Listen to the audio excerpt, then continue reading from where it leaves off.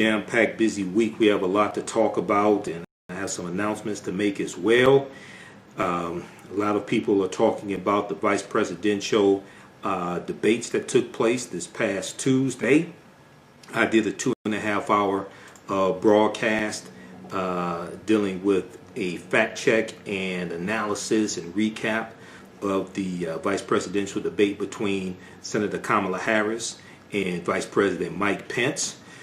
And it was less contentious than the debate between Joe Biden and Donald Trump on September 29th.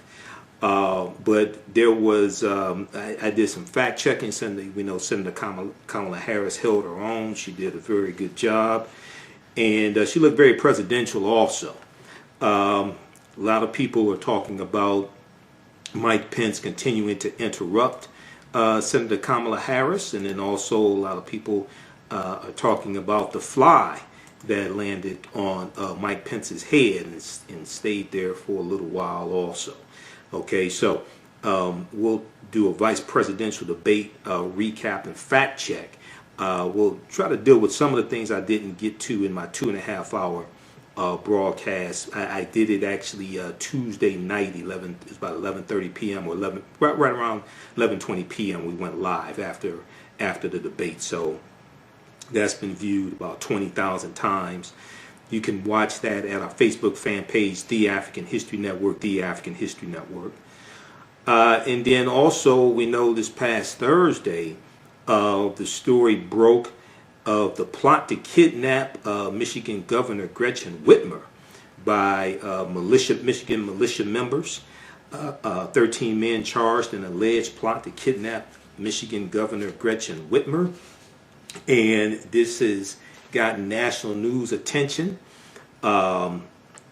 It's a crazy, crazy story. I was on Charlene Mitchell's show this past Thursday, Mind Your Business, and we talked about it, and Wayne County Sheriff Benny Napoleon was on also. We talked about this story. This is gaining national attention.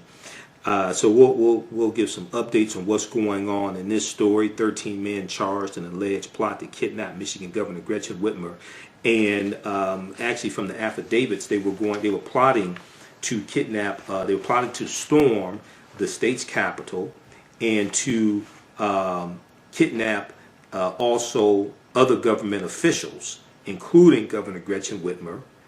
And at least for Governor Gretchen Whitmer, they were planning to take her allegedly somewhere in Wisconsin and put her on this mock trial. All right, and some sources are saying they were plotting possibly to kill her as well. So luckily, this has been thwarted. We saw Lieutenant Governor Garland Gilchrist interviewed by Ali Velshi this morning on MSNBC, Sunday morning, October 11th. Michigan State's Attorney General Dana Nessel has been on MSNBC. She was interviewed by Katie Tur a few days ago dealing with this story as well. So we're going to talk some about this. And then this past Friday, October 9th, I made my debut on Roland Martin Unfiltered. If you follow us on our Facebook fan page, The African History Network, The African History Network, you know we share Roland's daily digital show Monday through Friday, Roland Martin Unfiltered. And, you know, I used to guest host Roland's nationally syndicated radio show back in 2016 when I was doing nationally syndicated radio. So I made my debut on Roland Martin Unfiltered, and we talked about a few different topics. And this was one of those topics dealing with Governor Gretchen Whitmer. So I have a couple of excerpts that will share today from Roland Martin Unfiltered, the October 9th, 2020 edition. And it looks like I'll be a panelist each Friday on Roland Martin Unfiltered also. All right, so we'll talk about the plot to kidnap Michigan Governor Gretchen Whitmer, and how Donald Trump also said that Governor Whitmer was basically ungrateful for not thanking him. She thanked law enforcement, but didn't thank him. But it was April 17th that Donald Trump tweeted, "Liberate Michigan." See, Donald Trump encourages a lot of these white supremacists. Okay, he gives them cover. We remember September 29th, 2020 at the presidential debate, and Chris Wallace of Fox News asked him to denounce the white supremacists. He said sure he would do it, and then for the Proud Boys he told them to stand back and stand by. Stand by, and Merriam-Webster put out the definition of stand by after the debate. Stand by means to stand ready or wait for you to be needed. Okay, this is what he did, and then right after he said that, the Proud Boys felt emboldened by this, and they started printing up T-shirts with their name on it in that slogan, "Stand back and stand by." They feel emboldened by this. This is reason number 453 why Donald Trump must be voted out of office, why he must be defeated, why he must be voted out of office. Okay, all right. So we'll talk about that, and then with Senator Kamala Harris. Back in August, we dealt some with her prosecutorial record, and we did a fact check on that. It came up some in the vice presidential debate. So today we'll do another fact check dealing with Senator Kamala Harris' prosecutorial record, because there's a lot of misinformation floating around on social media. And I don't know who makes these memes that everybody just shares and nobody questions the memes, nobody questions how'd you get this information. Notice these memes, like there's one meme that people keep circulating around that says she broke the record for locking up black men. And I asked the question, well, what was the previous record for locking up black men? Who set the record? And how many did she lock up to break the record? And people can't answer the question. Do you have one that says she locked up 1,500 black men for marijuana possession? They cite no sources for that. Where'd you get this information from? And at one of the presidential candidate debates, Representative Tulsi Gabbard of Hawaii, we talked about that before on this show. Representative Tulsi Gabbard from Hawaii attacked Senator Kamala Harris and said that Senator Harris says she's proud of her record as a prosecutor and that she'll be a prosecutor president. But I'm deeply concerned about this record. There are too many examples to cite, but she put over 1,500 people in jail for marijuana violations and then laughed about it when she was asked if she ever smoked marijuana. Okay, so we're going to go through and once again deal with this. We dealt with this back in August. We'll go through once again and deal with this fact check because Senator Kamala Harris' record when it comes to the marijuana violations is being misrepresented. We'll look at the fact checking from PolitiFact.com, and also we'll look at some fact checking from Mercury News as well. And what I find interesting is that it appears that I saw after that debate took place, I saw a lot of people, and then even also when Senator Kamala Harris at the Democratic National Convention, when she accepted the nomination to be vice president, I saw people circulating the video clip of Representative Tulsi Gabbard making these accusations. Now, they didn't cite any sources for the accusations. I saw this numerous times on social media. Okay, they didn't cite any sources for the accusations. They didn't cite any context. They didn't cite any fact checks for the accusations. They just circulated this information. When I see people circulating the meme, continue to circulate the meme that says she locked up 1,500 black men for marijuana violations, they don't cite any sources. And it appears they're taking this from what Representative Tulsi Gabbard said. But Tulsi Gabbard said she put over 1,500 people in jail for marijuana violations. And for marijuana violations. But Tulsi Gabbard did not mention race nor gender. Representative Tulsi Gabbard on the debate stage did not mention race nor gender. So how does 1,500 people put in jail for marijuana violations, how does that become 1,500 black men? There's some more sleight of hand. And then we have to investigate who's making these memes that everybody circulates and nobody questions. Were these memes made by people who live in the United States? Or were they made by people who live outside of the United States? When you do research, these are questions that you start asking, where's all this stuff coming from?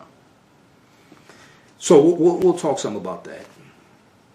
And then when I was on Roland's show, we dealt with this topic here, and we posted this article on our Facebook fan page, the African History Network, from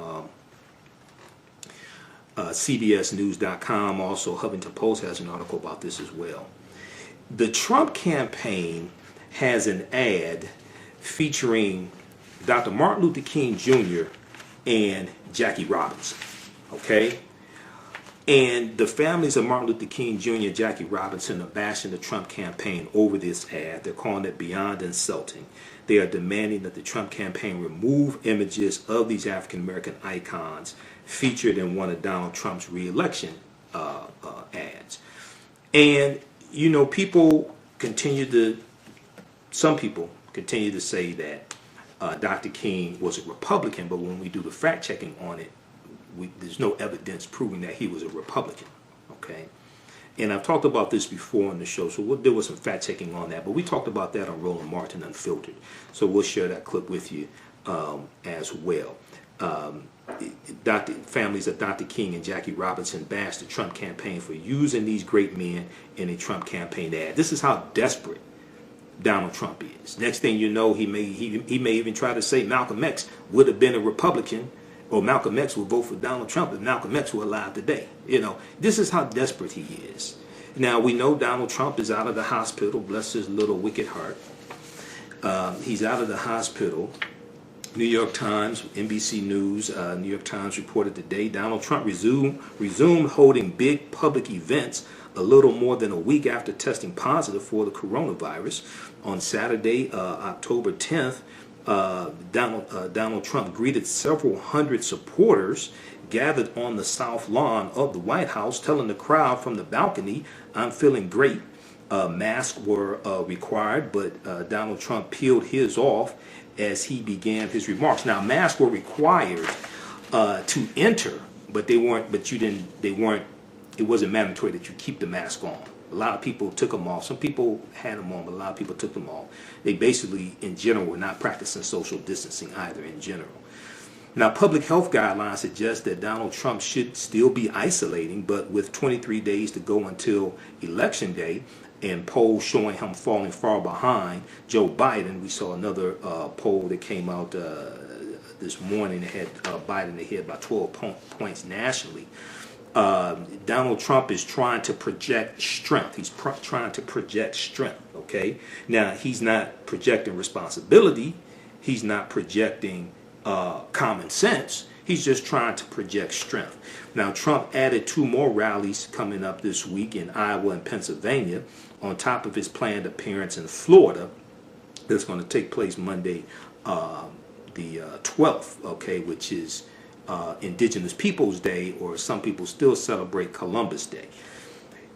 And then we see that more than 24 people have tested positive in cases linked to the White House or Donald Trump. ABCNews.go.com had an article a few days ago that dealt with how 34 people, they either work in the White House or like Kelly McEnany, the White House press secretary, or people who are associated with the Trump campaign, like Governor Chris Christie. Chris Christie just got out of, he was in the hospital for 7 days, Governor Chris Christie. Obese Chris Christie with asthma.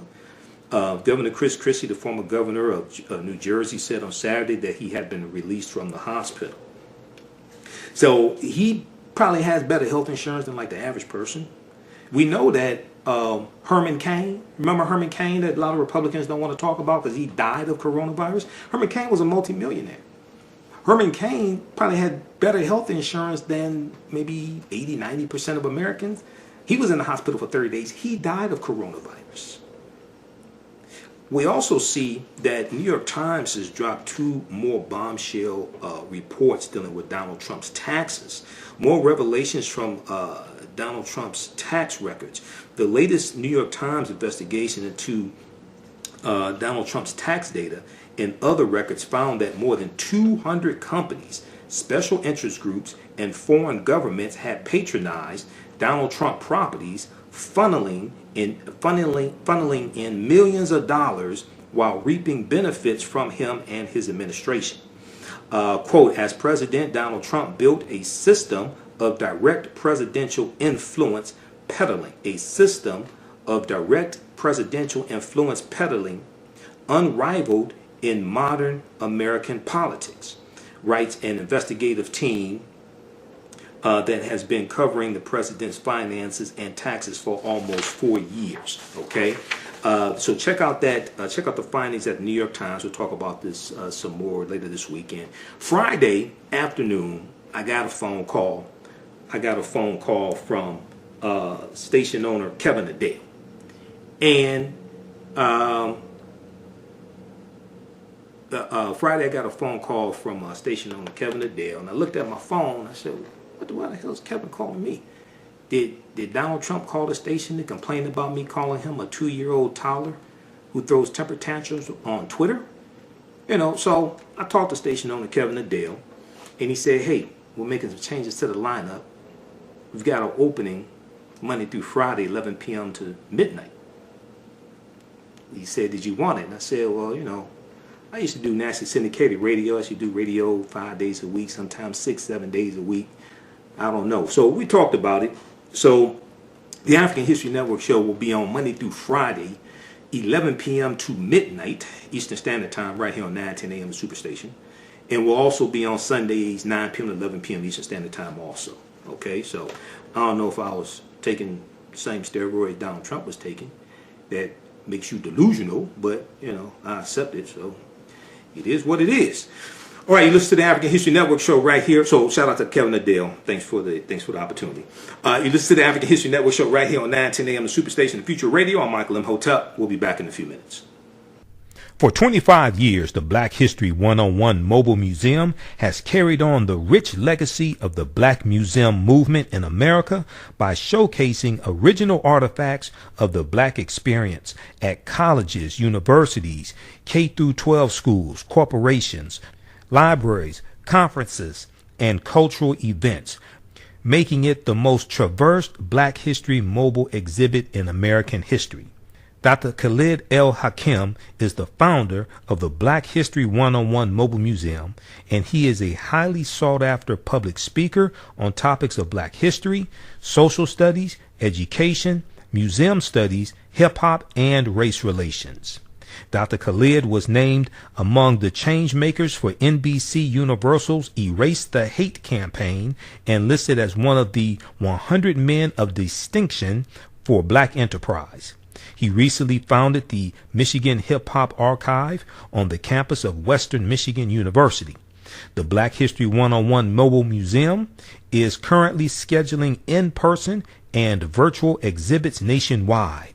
For more information, please contact Dr. Khalid Al Hakim directly at 313-645-4197, 313-645-4197, or visit their website at blackhistorymobilemuseum.com. That's blackhistorymobilemuseum.com.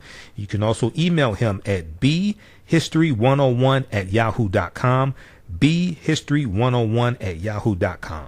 Melanized Media is an independently Black-owned and operated film company. We specialize in producing culturally enriching Black films and videos at melanizedmedia.com. Join us every Sunday for Melanized Nights, where we screen a socially conscious documentary film or Black historic presentation. That's every Sunday evening at 7 p.m. Visit melanizedmedia.com to learn more and to register. That's MELANEYES media.com. Peace.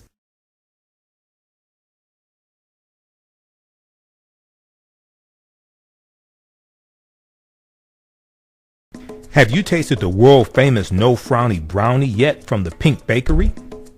If not, what are you waiting for? They are vegan, gluten-free, and free of the big 8 allergens. While eating their No Frowny Brownies, the fabulous Miss Tabitha Brown said they were very good. Very good. And you know, if she says that, they are. The Pink Bakery is the first Black-owned, Big 8 allergen-free baking mix company. Go to thepinkbakery.com, that's thepinkbakery.com, to order their No Frowny Brownie mix today. Welcome back to the African History Network show right here on 9:10 a.m. the Superstation, the Future Radio. Hey, I'm your host, Brother Michael Imhotep. It is Sunday, October 11th, 2020, and we are live. Hope everybody's doing well. Calling number is 313-778-7600. 313-778-7600 is the calling number if you have a question or comment. All right, so on the African History Network show, we focus on educating, empowering, and inspiring people of African descent throughout the diaspora and around the world, because right knowledge corrects wrong behavior. What you do for yourself, what you do to yourself, and what you allow other people to do to you and get away with is based upon what you think about yourself. What you think about yourself is based upon what you have been taught about yourself. What you've been taught about yourself is based upon everything you've read, heard, and seen about yourself. So when you control the radius of a man's thoughts, you can control the circumference of his actions, because the mind can't do or teach what it doesn't know. Now, we deal with a number of different topics here on the African History Network show. We deal with current events and history, education, economic empowerment, entrepreneurship, love, sex, health issues, and much, much more. Sign up for our email newsletter. Text the word Kemet, K-E-M-E-T. Text the word Kemet, K-E-M-E-T, to 22828 to sign up for our email newsletter.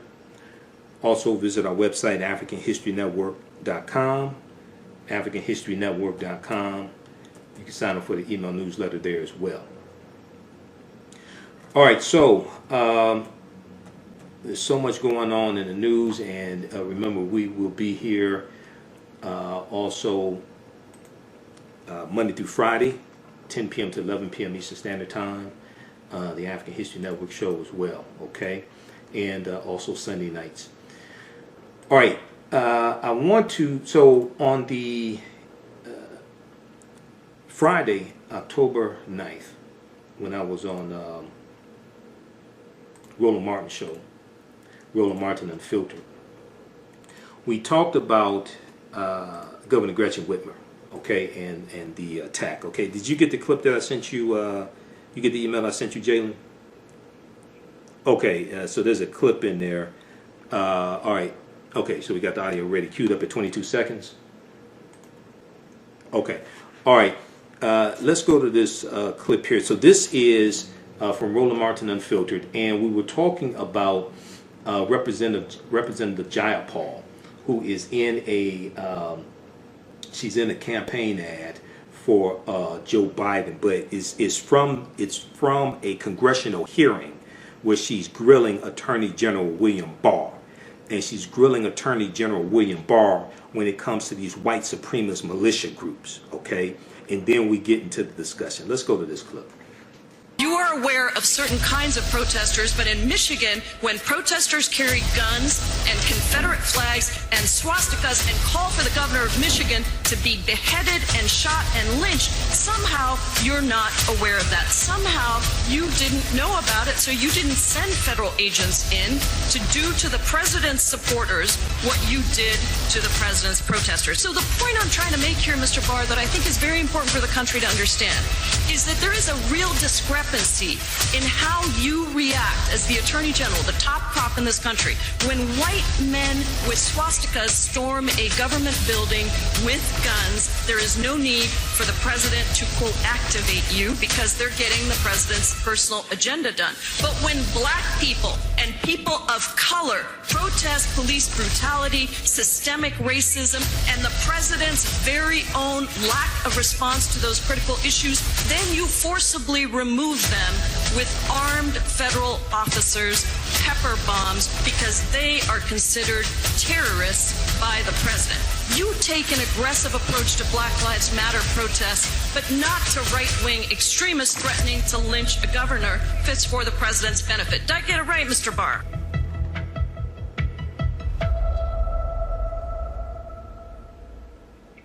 Bringing back Michael Imhotep, who joins us, and Joseph Williams with U.S. News and World Report. I want to talk about, though, that Representative Militia Jayapal ad, Michael. That was, first of all, the ad was from the folks with Really American, but that was so strong and powerful because she's right. Bill Barr will not speak out against white supremacists. Only Christopher Wray, the FBI director. Bill Barr, and so again, this just simply reinforces the Trump folks are appealing to these angry white men, these white domestic terrorists. She nailed his ass to the wall. Absolutely. She nailed them, and I want to see more ads like that, because that gets straight to the point. And what that does is that ties into Christopher Wray, that ties in FBI Director Christopher Wray, his testimony right around September 17th, 2020, and he said that the white domestic terrorists, they're the most lethal threat to America. But then also we see what happened here in Michigan. They've been talking about this all day on 9:10 a.m. Superstation, the radio station my show was on here in Detroit. And then we see that on top of all of this, because Governor Gretchen Whitmer, Governor of Michigan, our governor, she called out Donald Trump in a press conference yesterday, if I remember correctly, and really laid this at his feet. She's correct.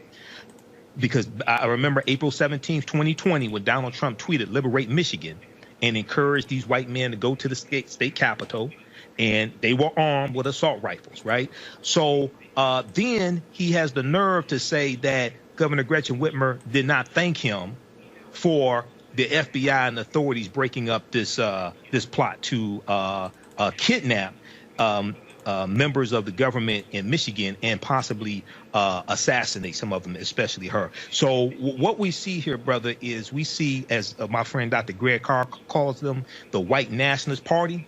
We see the white nationalist party in cahoots with a lot of these white supremacists. And lastly,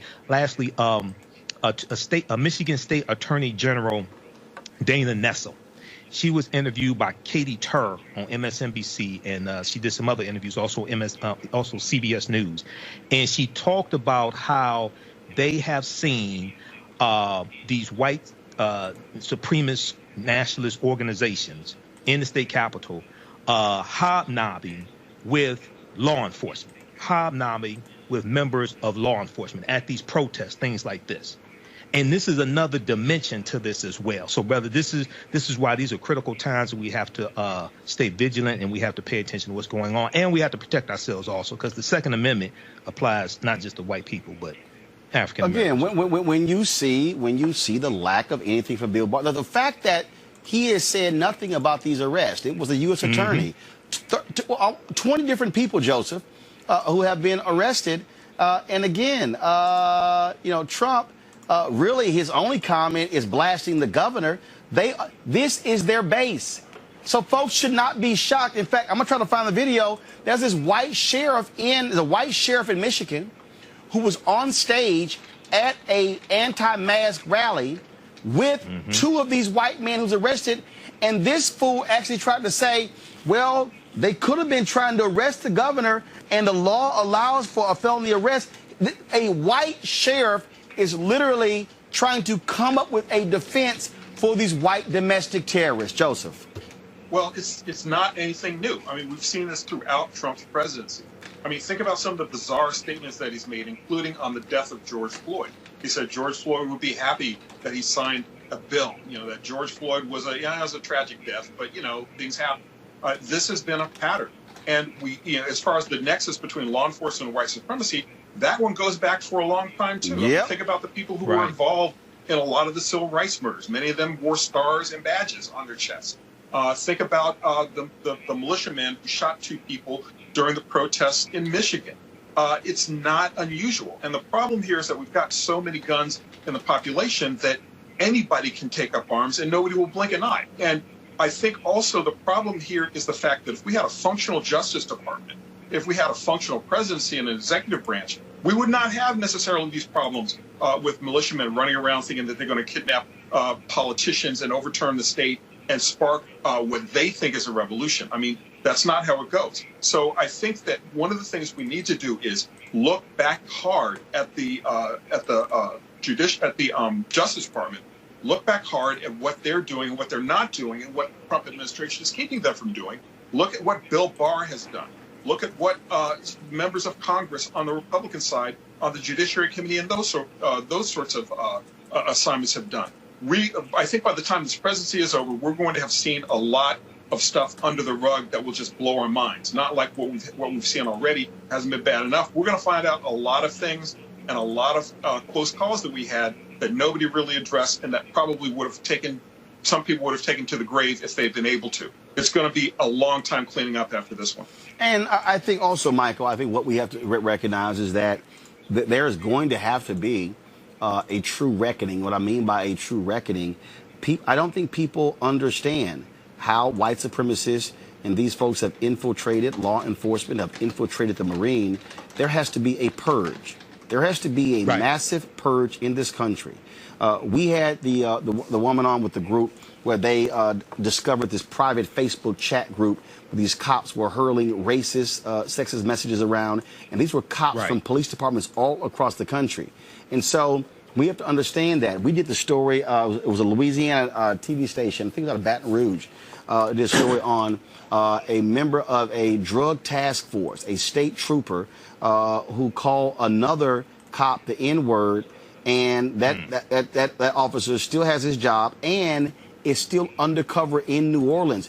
This station went so far as to publish this guy's photo and name because they were saying, what do you think? If he called a black man who's a fellow cop the N-word, could he very well railroad black folks in his cases? That's the kind of stuff that we have to understand is going on in this country. Absolutely. And when we look at this history of policing, and in addition to being the host of the African History Network show, I'm also a historian. I know there's an increased, there's a wave of white supremacists infiltrating law enforcement, but when I do an analysis, they've always been in law enforcement. It's just, I think it's getting worse, and we're learning more about it. But it's important for us to understand white supremacists have always been in law enforcement. Okay, now that does not mean that we should tolerate it or it's acceptable. The other thing is, as these white supremacists become exposed, as they get fired, because we're seeing this in different cities. We've also seen that here in the city of Detroit with Detroit Police Department as well. Certain incidences and white officers being fired. It's important for African Americans to understand at the end of the day, many of us are going to have to apply to the police department and become the type of officers we say we want to see. The officers who serve and protect, the officers who live in the community and protect the community that they live in. At the end of the day, many of us are going to have to apply to the police department and become those officers, because that's one less spot for white supremacists to be an officer as well. Again, what, Joseph, go ahead. One thing that I wanted to talk about, I mean, you make a very good point and a very strong point, but the thing that echoes through my mind, I mean, I'm an old cop reporter. A lot of times the police departments themselves are a culture of white supremacy. Even black officers sometimes fall prey to this. Even though black officers are supposed to be the ones that are protecting and serving and looking out for the community, when they become a part of the culture, the question gets asked, are you black or are you blue? And 9 times out of 10, the answer is blue until those officers get into trouble, and then it's a whole other problem. So I think that while your point is spot on, I think the culture itself needs to be destroyed. It needs to be dismantled. It needs to be taken down. And we need to rebuild police departments and reimagine policing from the ground up. Now, the problem that you have with that is that too many departments are controlled by unions. Too many other departments are controlled by politicians. And that is a very dangerous combination, especially when it comes for African Americans and trying to make sure that policing is not only fair, but also responsible and accountable. Too often we have no accountability with police departments. And that, I think, is one of the hugest problems with police violence and police allowing to get away with this, where there is no accountability and the culture is allowed to flourish. So you need to just break it down and start rebuilding from square one with a culture of accountability and fairness for everybody. If you want to, if you want to understand how the Trump folks are focused on and appealing to racists, look at this. The Justice Department has suspended all diversity and inclusion training in every division, including for immigration judges that regularly hear cases of persecution based on religion, LGBT status, and gender. Not only that, folks, just yesterday, this same department all of a sudden filed a lawsuit against the folks at Yale over what? Yes, admissions. Admissions in where race comes up. But not only that, I'm going to post one more. Let me find the article I sent to our folks. Not sure we have it in the script. The Labor Department Yes. The Labor Department, they are now targeting companies. So, you've had these companies, Microsoft, NBC News, and others announce the hiring of black staffers. They're going to commit to hiring these. They're now targeting these companies. This is unbelievable, y'all. They're targeting these companies to say, oh, here it is, to see, are you instituting quotas? Look at this here. This is from the Wall Street Journal. Numerical diversity hiring targets attract government scrutiny. The U.S. Labor Department is investigating companies with federal contracts that have included specific numerical goals in their pledges to increase diversity, arguing that these resemble illegal quotas and could potentially discriminate against white applicants and other groups, according to people familiar with the matter. These people, Michael, I mean, yes. it is not even more clear that they are hell-bent on running a white supremacist campaign. Well, Roland, all this, we see this common thread all across the board. And as Dr. Frances Cress Welsing, who I knew and had interviewed before, and as Nellie Fuller have taught us, if you do not understand European white supremacy and racism, what it is and how it works, everything else that you think you understand will totally confuse you. When you look at the article from Forbes.com, U.S. Labor Department investigating Microsoft over its commitment to increase black representation in workforce, there was a representative from Microsoft who retorted back. His name Dev Stalkoff. He retorted back to the Labor Department and said that Microsoft is they know full well how to appropriately create opportunities for people without taking away opportunities from others. So what you see here, the same attack that Trump is making on the 1619 project, even though there's some flaws with the 1619 project, but the same attack he's making there, the same attack he's making on diversity training, he's making here when it comes to what Microsoft is doing and other companies. OK, so what they want to do is control all of this opportunity and to lock African Americans out of these opportunities and, non-white people. But at the same time, try to give us a 2-page platinum plan, which is a fool's gold plan to stay in power, to keep inflicting harm upon us. So this is some more, but this is reason number 453 why Donald Trump must be voted out of office. All right, pause it right there, Jalen. All right, so that was from Friday, October 9th, 2020. That was my debut show as a panelist on Roland Martin Unfiltered. So I should be back on this Friday. So we were talking about Governor Gretchen Whitmer and the Biden campaign ad with Representative Jayapal going after Attorney General William Barr. You can watch that full clip on YouTube, Roland Martin on YouTube. It's Jayapal, Jayapal. Jayapal excoriated AG Barr for aggressive Black Lives Matter BLM response, lack of response to right-wing extremists. Okay. And we also posted that clip on our Facebook fan page, the African History Network. And it's important for us to understand what racism is. Racism is a system of advantage and privilege distributed based upon race. Racism occurs when one race of people control the majority of the wealth, power, resources, benefits, privileges, land, access to education, access to opportunity, media, jobs, healthcare, etc. And they use this to marginalize, subordinate, and do harm to another race of people. This is what racism is. Racism has nothing to do with not liking people, calling people racial epithets, etc. That's bigotry. Racism is a power structure that comes out of the ideology of European white supremacy.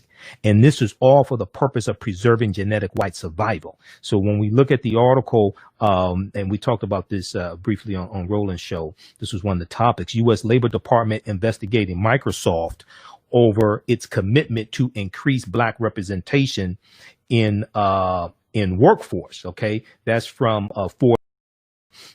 For the sake of time, we'll talk about this probably on Monday's show or Tuesday's show, okay? And for those just tuning in, as I stated in the beginning of the show, I was offered a weekly show here on 9:10 a.m. the Superstation WFDF. So I accepted it. So we're doing Monday through Friday, 11 p.m. to midnight. Monday through Friday, 11 p.m. to midnight, the African History Network show. And we'll continue to do Sundays, 9 p.m. to 11 p.m. Eastern Standard Time. And then I'll also be a panelist, it looks like, each Friday on Roland Martin Unfiltered as well. Okay, so be sure to follow us here on our Facebook fan page, The African History Network, The African History Network. Turn on notifications so you know when we go live. Click the like button and follow. Also follow me on my YouTube channel, Michael Imhotep, IMHOTEP. And turn on live notifications there as well. And if you like this type of information, you can support the African History Network. This is a lot of work, and it takes, we don't do this for the money, but it takes money to do this. You can donate to the African History Network through Cash App, $ the AHN Show through Cash App, $ the AHN Show through Cash App, also through PayPal, paypal.me / the AHN Show, paypal.me / the AHN Show, or at our website, AfricanHistoryNetwork.com. And through PayPal, if you want to set up for a recurring donation, you can do that also. All right, let's go back to the article. Let's go back to the topic here dealing with Governor Gretchen Whitmer. Now, Thursday night, I was on Charlene Mitchell's show, Mind Your Business, right here on 9:10 a.m. the Superstation, and we talked about the plot to kidnap Governor Gretchen Whitmer, NBC. I saw all this as it happened live Thursday. I'm like, what the hell? But these white supremacists, now those people living in Michigan, African Americans living in Michigan, we've been hearing about these militia groups for years up north, things like that, northern Michigan. So we know about these militia groups here in Michigan. Okay. This is the most extensive plot. This wasn't just some good old boys sitting around drinking beer, just wishing they were going to do something. No, they were taking pictures of her vacation home. They were actually plotting this. All right. When we look at the reporting from NBCnews.com, they have a really good article, and Detroit Free Press, Detroit News also have excellent articles dealing with this as well. 13 men charged in alleged plot to kidnap Michigan Governor Gretchen Whitmer. 13 men charged in alleged plot to kidnap Michigan Governor Gretchen Whitmer. The men discussed attacking a Michigan State Police facility and suggested shooting up the governor's vacation home, authorities allege. Now, they also have audio recordings. There was an informant who actually has audio recordings of them planning this. So this article, is an extensive article, is from October 8th, 2020. It was updated October 9th, 2020. It's by Tom Winter, Michael Cosner, and David K. Lee, L.I. We'll come back to this here in just a minute. I want to go to this clip from MTP Daily on MSNBC. I'm not a big fan of Chuck Todd, but anyway, U.S. Attorney group conspired to kidnap Michigan Governor Gretchen Whitmer before election. Group conspired to kidnap Michigan Governor Gretchen Whitmer before election. Let's go to this clip, Jalen. Start with you. They filled in some gaps, but not a lot. Not a lot, Chuck. Yes, it would be great, and I don't understand why questions weren't allowed to be asked or answered there. I mean, particularly because it would be great to get a little bit more of a sense of the ideology here. Unfortunately, we don't yet have the court documents. I believe I heard the Attorney General Dana Nessel say that it was the Gloverine Watchmen that these individuals were associated with, in announcing the arrest of 7 more people on state charges. That's very typical in these type of cases, Chuck, because sometimes the states have the ability to make charges that the federal authorities can't, just because of law and the statutes between the state and the federal government. I think it's interesting to note all these men fit a typical profile that we see, which is mid to late 30s, early 40s.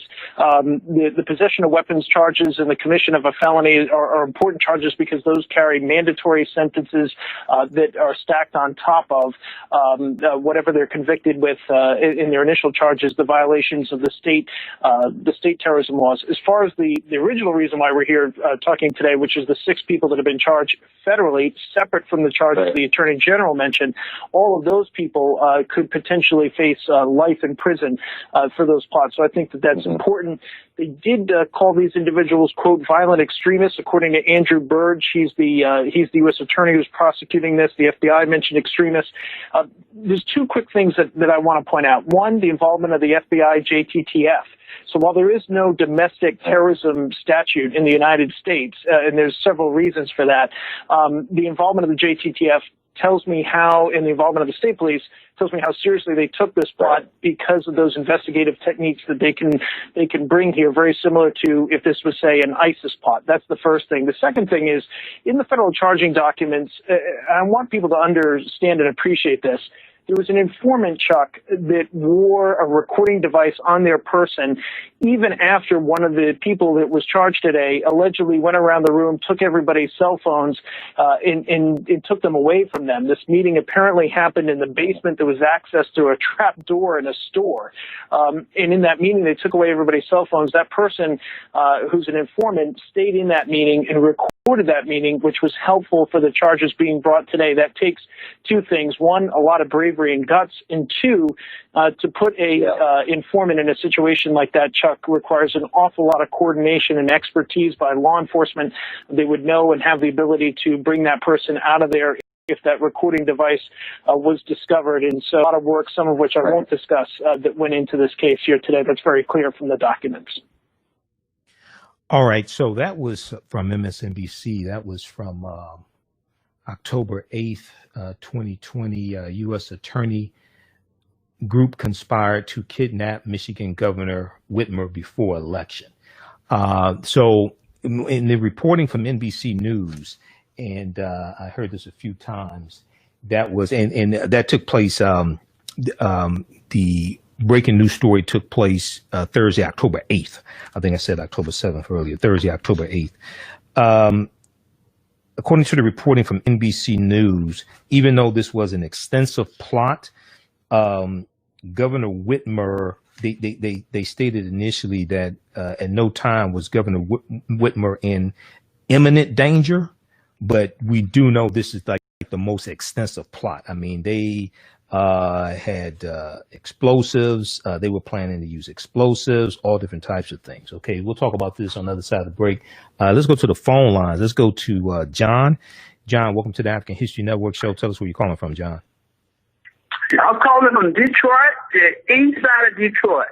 Okay, thank you for getting a beautiful program. You're going to be president for this station. And congratulations to you. Oh, thank you. Hotel, ain't it possible that the Congress could bring up some type of conspiracy charge? This truth got all the foreign countries giving that millions and hundreds of millions of dollars. Conspiracy charges, John. Conspiracy charges against whom? Congress. Against Trump. 7 out this country, man. Well, okay, that's already they got on and so forth. Okay, so just for the sake of time, because we're up against a break, the only remedy for that, then Congress, would be impeachment. The only remedy that would be impeachment. Okay, that's not going to happen before the election. Now we can prosecute Trump November 3rd. And vote him out of office, and then when he leaves office, well, hold on, just a second, John. I'll let you finish. Then after he leaves office, January 20th, 2021, then the states can prosecute him, like Attorney General Letitia James in the state of New York. He can face states prosecutions. And if he's convicted in state court, attorney generals prosecute him, etc., a presidential pardon does not absolve him of state charges. A presidential pardon does not absolve him of that. Only federal charges as a presidential charge and absolve you of that. Go ahead. We have 2 minutes before the break. Go ahead and finish your thought, John. I just want to know, could taxpayer get involved in taxes? Of the United States? It's called an election, John. It's called an election. Yeah. Vote his ass out. It's called an election. That's You're right. That's what we're talking about. Okay, John, keep listening. All right. Congratulations to you. All right, thanks, John. People, we don't have to take this. Come on. All right. So we when we look at early voting as of October 7th, and I've got the information here. I just had it here. As of October 7th, we said 5.1 million people have voted early in 31 states, and that's from the U.S. Elections Commission. Information from the U.S. Elections Commission. And when we look at October 7th, this same time in 2016, 2 months before the 2016 presidential election, by October 7th, 2016, only 75,000 people had voted early. By October 7th, 2020, by that time, 5.1 million people have voted early in 31 states. That's a 640% increase. So people are realizing what's at stake. They're realizing elections have consequences. Many people who didn't vote in 2016, there were 90,000 people in 2016 in Michigan who voted but did not vote for president. They left the top of the ticket off. I don't know who the hell they were listening to. Maybe they listened to Dr. Eddie Glaude Jr. on MSNBC telling people vote for everything except president, which was the dumbest ass thing. You got a PhD and you're this stupid? Really? Are you serious? When Donald Trump asked African Americans in 2016, what the hell do you have to lose? The correct answer was everything. You listen to the African History Network show right here on 9:10 a.m. the Superstation Radio. I'm Michael Imhotep. We'll be back in a few minutes. Al-Qibalan's lifestyle attitude is servitude. They focus on providing you quality products and customer service. They're here to fulfill your African men's and women's clothing, accessories, health and beauty products, essential oils and fragrances, hair care products, and much, much more. Check out their collection of clothing and products for African kings and queens. Visit their website, alkebulanlife.com, ALKEBULAN, alkebulanlife.com. They look forward to serving you.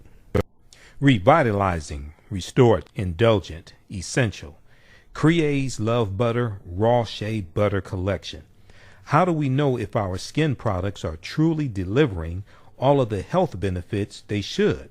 Crea's Love Butter is a thoughtful combination of hand-selected ingredients designed to enhance the level of your skin's health.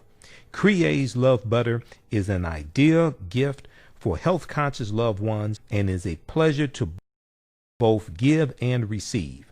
It's the restorative powers of raw shea butter and infused it with their love and passion for revitalizing skin that you will undoubtedly feel from the first use.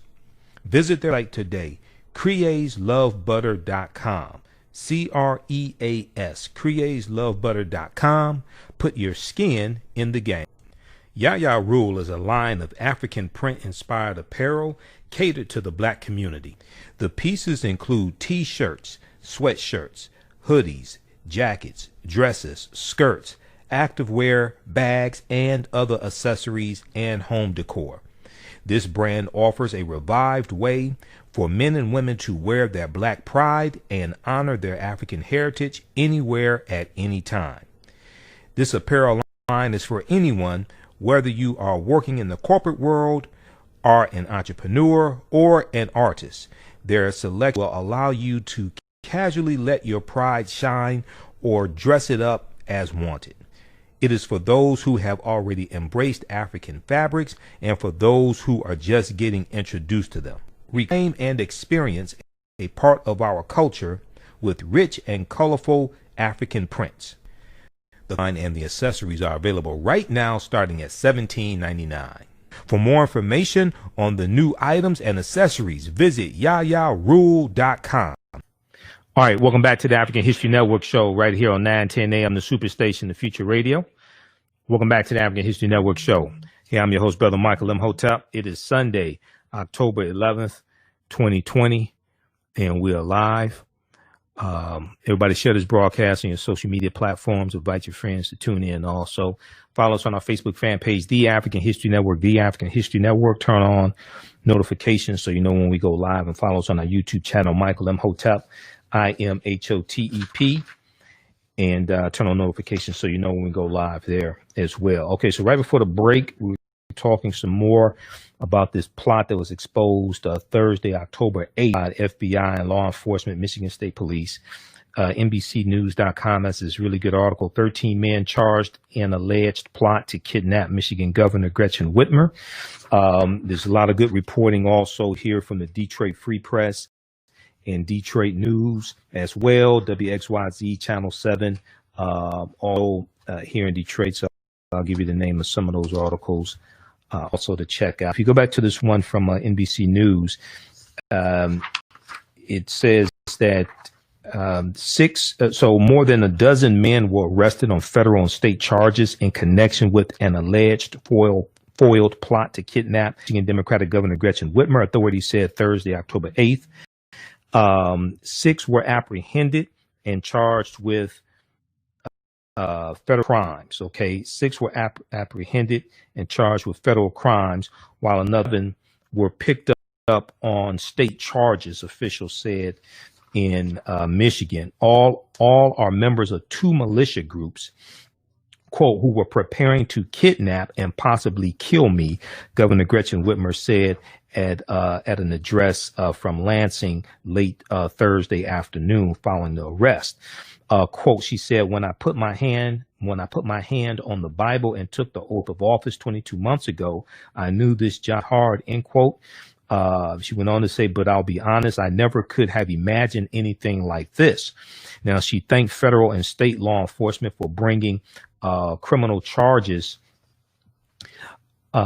She thanked federal and state law enforcement for bringing criminal charges that, quote, hopefully will lead to convictions, bringing these sick and depraved men to justice, end quote. Now, the arrest grew out of an FBI-led inquiry that began in March 2020 and focused on militia groups discussing the, quote, violent overthrow. Militia groups discussing the, quote unquote, violent overthrow of certain government and law enforcement officials. Each of the federally charged men faces up to life in prison if convicted on all charges, authorities said. Now, those 6 suspects facing federal charges in the alleged kidnapping plot used encrypted messaging to communicate about the plot, conducted coordinated surveillance on the governor's vacation home, and detonated an improvised explosive device wrapped with sharpnail, officials said. Based on court documents, the FBI was well aware of the activities of the 6 men charged, and there does not seem to have been an imminent threat to Governor Gretchen Whitmer. Now, this plot was probably most extensive, and they were farther in the process than some other plots that have been stopped. These weren't just guys sitting around drinking beer, just saying, hey, we should go do this, we should go do that. No, they were actually planning this. Now, the documents identify the defendants as Adam Fox, Barry Croft, Ty Garbin, Caleb Franks, Daniel Harris, and Brandon Caserta, Caserta, at a meeting in July 2020, allegedly attended and recorded by one of the informants. The men, quote, discussed attacking a Michigan State Police facility, and in a separate conversation at the meeting, Ty Garbin suggested shooting up the governor's vacation home, end quote, authorities said. At a July 27th, 2020 meeting, Adam Fox and an informant discussed a possible kidnapping of Governor Gretchen Whitmer, who's a Democrat, and oftentimes she's attacked by Donald Trump, okay, the traitor in chief, the first Russian president of the United States. Then at a July 27, 2020 meeting, Adam Fox and an informant discussed a possible kidnapping of Governor Gretchen Whitmer, with the defendant allegedly saying, quote, snatch and grab, man, grab, some words we can't use on the air, some F word, things like that. Just grab her, etc., some other words we can't use. Because at that point, we do that, dude, it's over. Now, Fox said that after kidnapping the governor, the group would remove her to a secure location in Wisconsin for trial, according to the criminal complaint. The alleged conspirators used code words and encrypted platforms to shield their discussions from authorities, according to U.S. Attorney Andrew Burge, B-I-R-G-E. All right, this clip here. This is from. This one here is from Rachel Maddow's show. Rachel Maddow interviewed Michigan State Attorney General Dana Nessel. Alleged domestic terrorists used armed protests at Michigan Capitol for recruitment. Let's go to this clip. Viewers, if there are links between any of the people who have been charged and that very high-profile set of demonstrations we saw in Michigan earlier this year, where armed right-wing groups, among other things, stormed the legislature in order to make their displeasure known about efforts to slow coronavirus in the state. They did things that, threatened to lynch the governor, at least hyperbolically, in terms of their political rhetoric at that event. Are there links between those demonstrations and these individuals who are charged today? I would say absolutely there are links. Those individuals were there. And if you saw any of the photographs from that event, you might remember a picture that actually my state senator took where you see armed gunmen who are hovering over as they are actually in session. Some of those individuals are the same people that were charged in these indictments. And it served really as a recruiting station for to engage membership and to recruit new members. So absolutely, those events were crucial and pivotal in terms of them organizing and then actually having new members join their organization. Do you believe that any of these plots were imminent? Do you believe that Governor Whitmer was ever in real physical danger? Yeah, I think that all of the organizing and all of the trainings that they were doing and all of the tactical work was leading towards this event.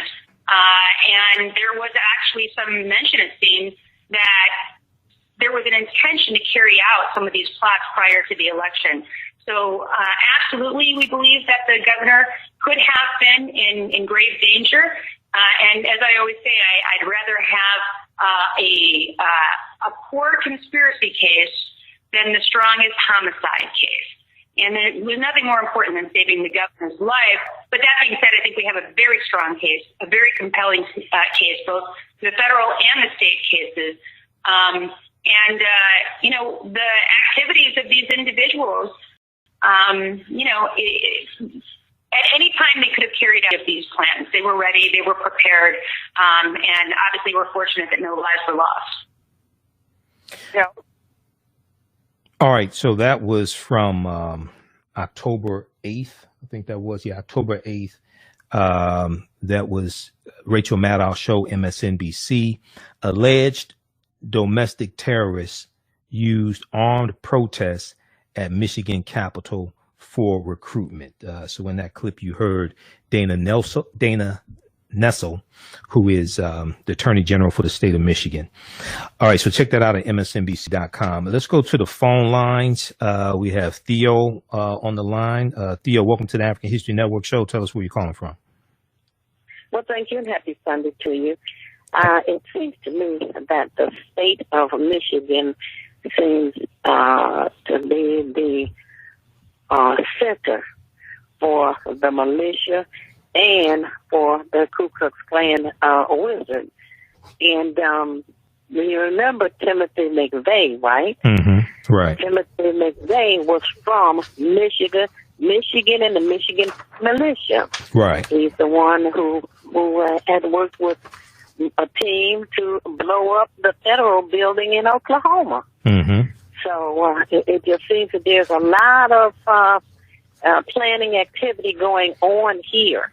And I think that if the governor had made some kind of attempt to put the militia on notice when they were at the Capitol originally, I believe that was in April, this went out a little bit different. Yeah, they were there April 30th. Well, if Donald Trump told them to stand down, if Donald Trump encourages, because Donald Trump tweeted April 17th, liberate Michigan. Donald Trump has encouraged. That's right. Donald Trump has encouraged this type of behavior, and he's been attacking Democratic governors who put in place executive orders to shut down certain businesses because the guidance was not proper guidance was not coming from the White House. There was no viable national strategy coming from the White House. And then when you read the expose that Vanity Fair did on Jared Kushner and Jared Kushner's lack of leadership, they were talking about how Kushner was not providing the proper ventilators. Kushner was not providing the proper support to Democratic governors because they were going to blame the Democratic governors when things failed. It wasn't really until the red states started being ravaged by coronavirus that that the White House is really going to start moving, because now it's hitting quote unquote our people.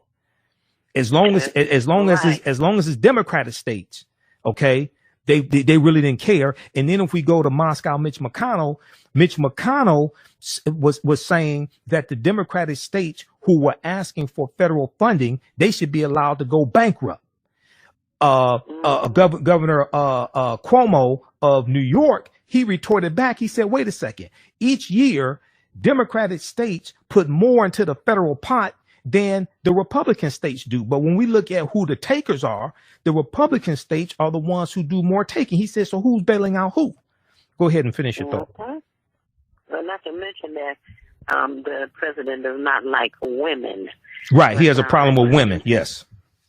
Oh, yes. Mm-hmm. Now, this other issue, first let me tell you this, it was on my voicemail, says, ditch Mitch, dump Trump, and shame Jane. Okay. She said now, ditch. D with a D is in dog. She didn't say the other words. This is FCC regulated radio, just so people understand. Okay, go ahead. Right. Oh, man. I wanted to ask you about this diversity issue. Okay. Where Donald Trump is now sending communications around to all of the companies that receive federal contracts, telling them that if they don't stop any kind of diversity training or diversity measures that will hire non-white people, that he's canceling the contracts. Yeah, we talked about that on Roland Show, son. We talked about that a little bit when I was on Roland Martin's show, and I played the clip here. I heard it. Yeah, Forbes.com has an article people should check out. U.S. Labor Department investigating Microsoft over its commitment to increase black representation in the workforce. So once again, Donald Trump is showing his white supremacist tendencies, and he's attacking anything dealing with diversity. Now, he put out this little fool's gold plan, his 2-page black agenda, which is an absolute joke. We talked about it here on this show.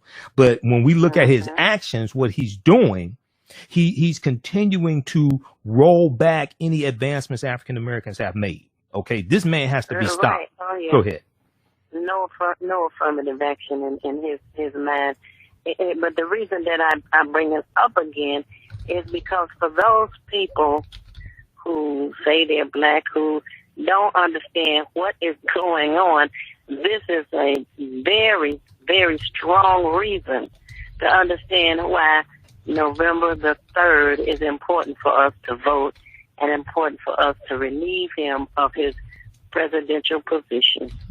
Oh, absolutely. Well, elections have consequences. And when I teach about principles of political self-defense, we have to understand how to protect gains that were made. But you can't protect gains if you're under the misconception that no gains were made. He's consistently reversing these policies that were put in place to help us. Okay. So in 2016, when he asked African Americans, what the hell do you have to lose? The correct answer was everything.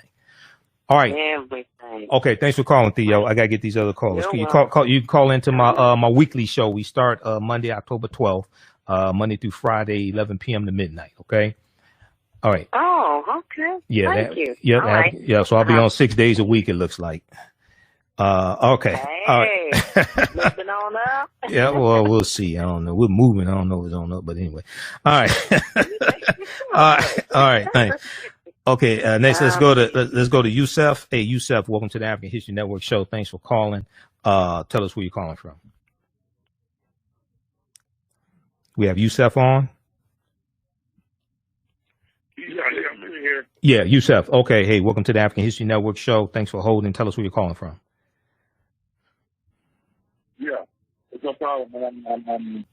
I'm very in tune to this, brother, and greetings and peace to you. How you doing? Are you there? Yeah, I'm here. Can you hear me?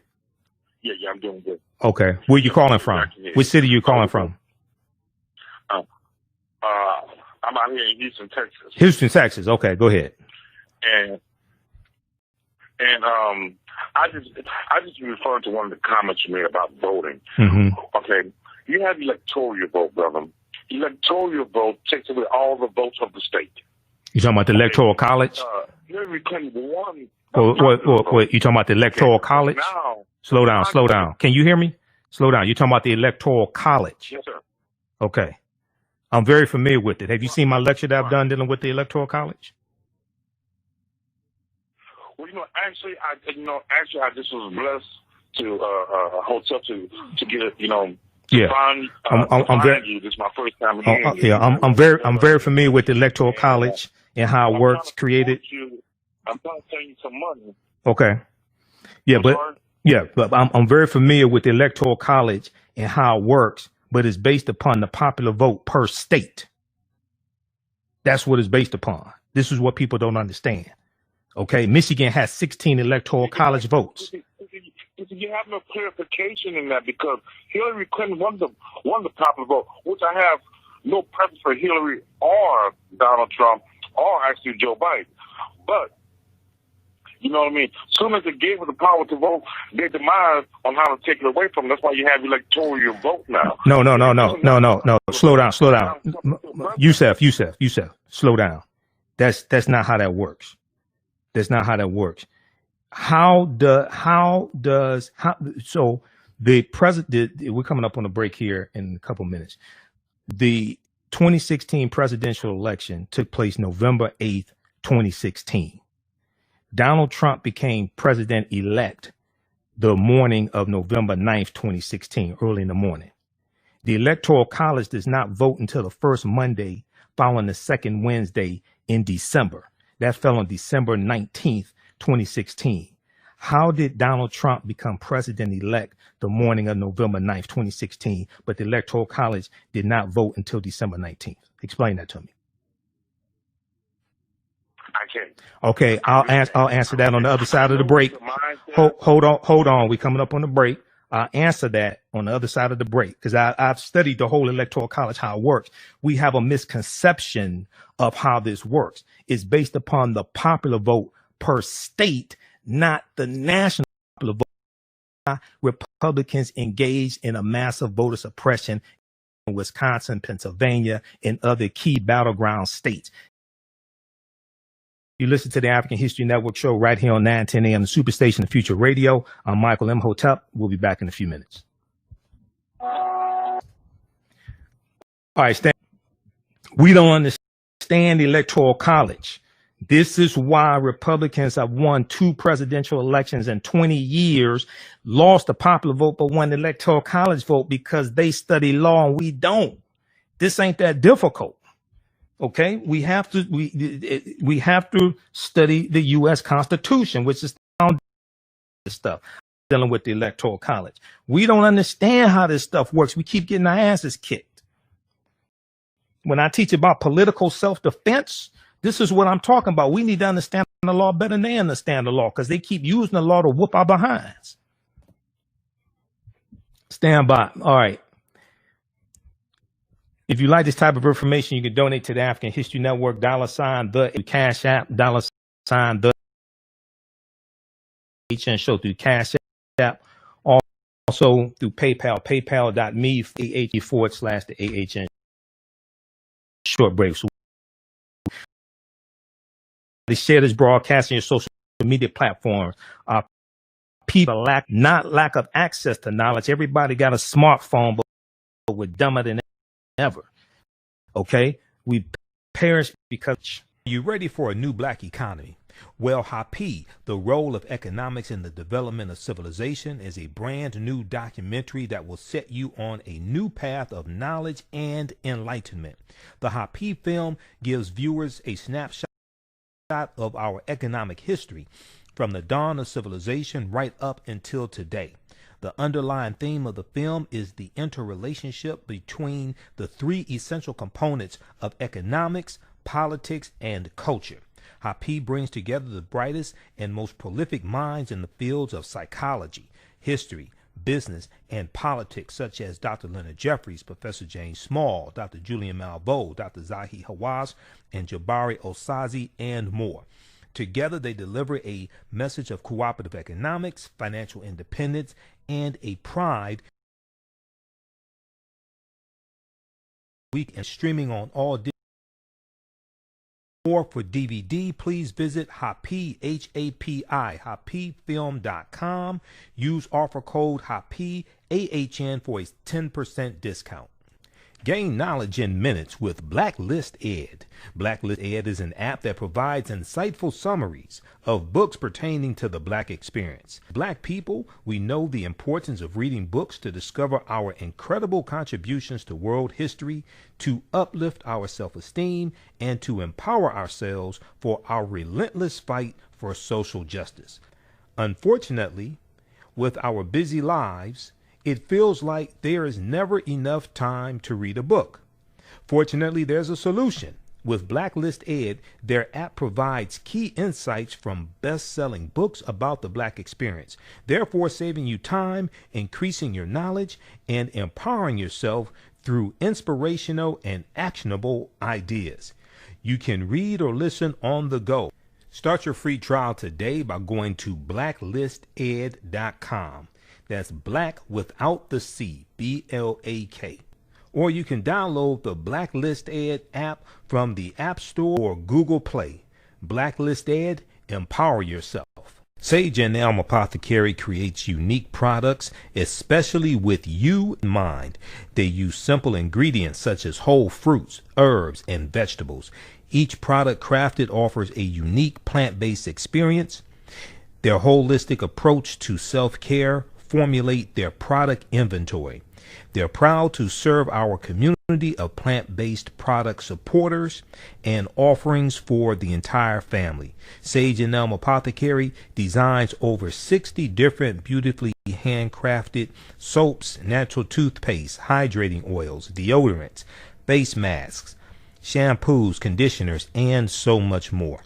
Visit their website at sageandelmapothecary.com. That's sageandelmapothecary.com, APOTHECARY, and find out about their upcoming events throughout the year. Allow Sage and Elm Apothecary to provide for all of your plant-based needs. Use promo code AHN120, AHN120 for a special discount. Back to the African History Network show right here on 910 AM, the Superstation of Future Radio. I'm your host, Brother Michael Imhotep. It is Sunday, October 11th, 2020. Don't forget, we on October 12th, we are here Monday through Friday, 11 p.m. to 12 midnight Eastern Standard Time. And then we are back here Sundays, 9 p.m. to 11 p.m. Eastern Standard Time as well. So my daily show starts October 12th, which happens to be Indigenous Peoples Day. Some people call it Columbus Day. And station owner Kevin today Friday, I looked at my phone. I said, why is Kevin calling me? Did somebody complain about me calling him a 2-year-old toddler that throws temper tantrums on Twitter? So, you know, he made me an offer I couldn't refuse. So I said, all right, so I'm doing this is not the first time I've done radio daily, but we're doing it again. So look out for that as well. Sign up for our email newsletter. Text the word Kemet, K-E-M-E-T, to 22828. Sign up for our email newsletter. Text the word Kemet, K-E-M-E-T, to 22828 to sign up for our email newsletter. And also visit our website, AfricanHistoryNetwork.com. Okay, let's go back to the phone lines. We were talking to Yusef, and Yusef was talking about electoral politics, and I was breaking down how the Electoral College works and the importance of the popular vote per state, not the national popular vote. There is, in all actuality, there is no national election. You have 50 individual state elections. Okay, let's go back to Yusef. So I asked the question, how did Donald Trump become president-elect the morning of November 9th, 2016, when the Electoral College is not voting until the first Monday following the second Wednesday in December? That fell on December 19th, 2016. Okay, so what was your answer? Is Yusef still there? Okay, go ahead. I was just saying, okay, my vote. Okay. You talking about the Electoral College? You talking about the Electoral College? Right. So what I was asking you is, did you know the question I asked before the break? I said Donald Trump elect November 9th, 2020, because he exceeded 270 Electoral College votes. But the Electoral College does not vote until the first Monday following the second Wednesday in December, which fell on December 19th, 2016. Hold on just a second. Yusef. My question to you was, how did he become president-elect the morning of November 9th, 2016, if the Electoral College did not vote until December 19th, 2016? Do you know the answer? No. Okay, so let me explain it. Let me explain it to you. Let me explain. No. Let me explain it to you and everybody else, because this is part of the problem. This is how Republicans have won 2 presidential elections in 20 years. They won it in the Electoral College and lost the popular vote, because we don't understand this. Every state has at least 3 Electoral College votes associated with the state. It's based upon population, and it's based upon how many seats in the U.S. Senate they have. Every state has 2 seats in the U.S. Senate based upon the U.S. Constitution. And then you add to the 2 seats in the U.S. Senate, you add to that the number of seats every state has in the U.S. House of Representatives. Representation in the House of Representatives is based upon population. To determine how many seats in the House of Representatives a state has is based upon the U.S. Census, which is why Trump tried to put an immigration question on the census to drive down the count, the total population count in Democratic leaning states, which would reduce how many Electoral College votes Democratic leaning states like Michigan would have, which reduces their power in the Electoral College when it comes to choosing a president. This is the long game. We don't understand how this stuff works. This is what this is about. There hasn't been an immigration question on the census in like 50, 60 years. And when you read the U.S. Constitution created the Electoral College. And the U.S. Constitution created the U.S. Census. The first U.S. Census was taken in 1790. The Constitution was signed September 17, 1786. 1988, when it tells you that the census is supposed to count every person in the country. Okay, we don't understand. Hold on, just a second. We don't understand the being made of our face, and they're outmaneuvering us because we don't understand law and we don't understand the Constitution. So when we look at the Electoral College, I'm going to come back to you in just a second, come back to your question in just a second. When we look at the Electoral College, population, when you have cities, just like, for instance, the city of Detroit, I think it was right around the 2000 census, when we lost population count, we lost a congressional seat in the House of Representatives because of the loss of population. All right. So when it comes to the electors in the Electoral College, those are usually party loyalists. The Democrats have their electors. The Republicans have their electors. Okay. So people misunderstand the 2016 election. The national popular vote is not what matters. Is the popular vote per 10,004 popular votes. He then got the 16 electoral in Pennsylvania by 78,000 popular votes. What matters is the Electoral College map and the road to 270 Electoral College votes. But you get 270 or more Electoral College votes by winning the popular vote in the state. This is why when popular vote doesn't matter, that's not true. It's the popular vote per state. The Republicans understand this and we don't. Go to your next question, then I got to get to these other callers, man. I only have a half hour left in the show. Yeah. So thank you for your time. I really appreciate you clarifying that for me. Blessings to you. All right, brother. Keep listening. Okay. So this is why when I teach about political self-defense, how laws and policies impact the economic conditions of African Americans, I tell people we need to read the U.S. Constitution and understand it. And I talked about this on Charlene Mitchell's show. The Constitution is a foundation for all this. I hear people run. I speak across the country before coronavirus. I ain't been nowhere since February 20. Last spoke in Chicago. But I hear people all the time saying the popular vote doesn't matter. What Republican have you heard say the popular vote don't matter? What Republican? Show me a Republican. Oh, that doesn't matter.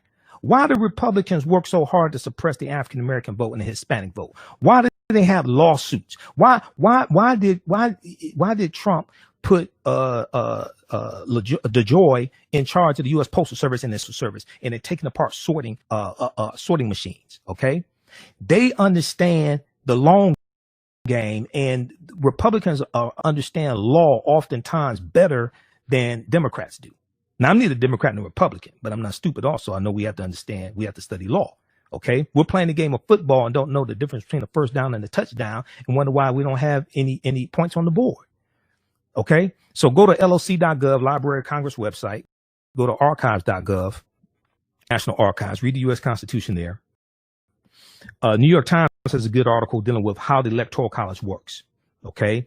I've done some posts because see a number of people on social media posting this.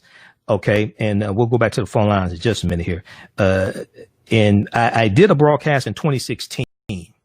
I did a whole lecture in 2016 dealing with the whole history of the Electoral College and how it works, things like this. Now, I hear a lot of people saying Electoral College needs to be abolished.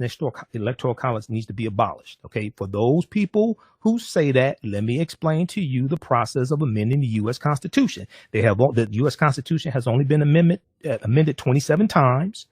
There are only 27 to the U.S. Constitution. I know a lot of people love to talk about the Second Amendment. Second Amendment was not part of the original Constitution because amend means to alter or to change. The first 10 amendments occur in 1791. That's called the Bill of Rights. So to amend the U.S. Constitution, there are four ways in general, one main way, but a bill has to pass the U.S. House of Representatives and the U.S. Senate by a 2/3 majority vote. A 2/3 majority vote, not a simple majority. A simple majority in the House of Representatives currently with 435 seats is 18 votes. A simple majority in the U.S. Senate with 100 seats is 51. You need a 2/3 majority vote in both the House and the Senate. Then it has to be ratified by 3/4 of the state's legislatures. That's the ratification process. Okay, 3/4 of 50 is 38. You need 3/4 of the state legislatures to vote on this bill by a 2/3 majority vote.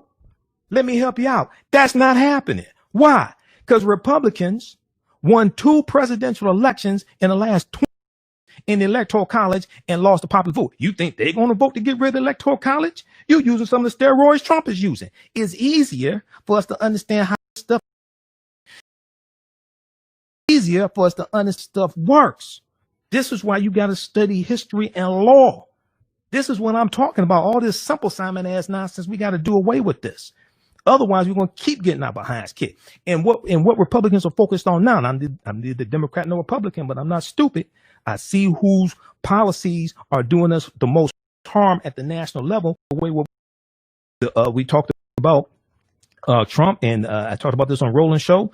U.S. Labor Department investigating Microsoft over its commitment to increase black representation in the workforce. And the Trump administration is cracking down on diversity training, all different types of things like this. We look at the VP presidential debate. Mike Pence echoed what he said in 2016 on the campaign trail. Okay. When he basically said, he intimated that he doesn't think implicit bias exists in policing and things like this. That's what he said in 2016. I played the clip when we did the BP recap, and go watch that. It was viewed 20,000 times when I broadcast it live Tuesday after the debate, after the vice presidential debate. Okay. That was October. I can't remember. It was Tuesday. Okay. October 6th. Tuesday, October 6th. In 2016 on the campaign trail, Mike Pence said that he and Donald Trump think there's too much talk about bias and policing, and they need to stop talking about it.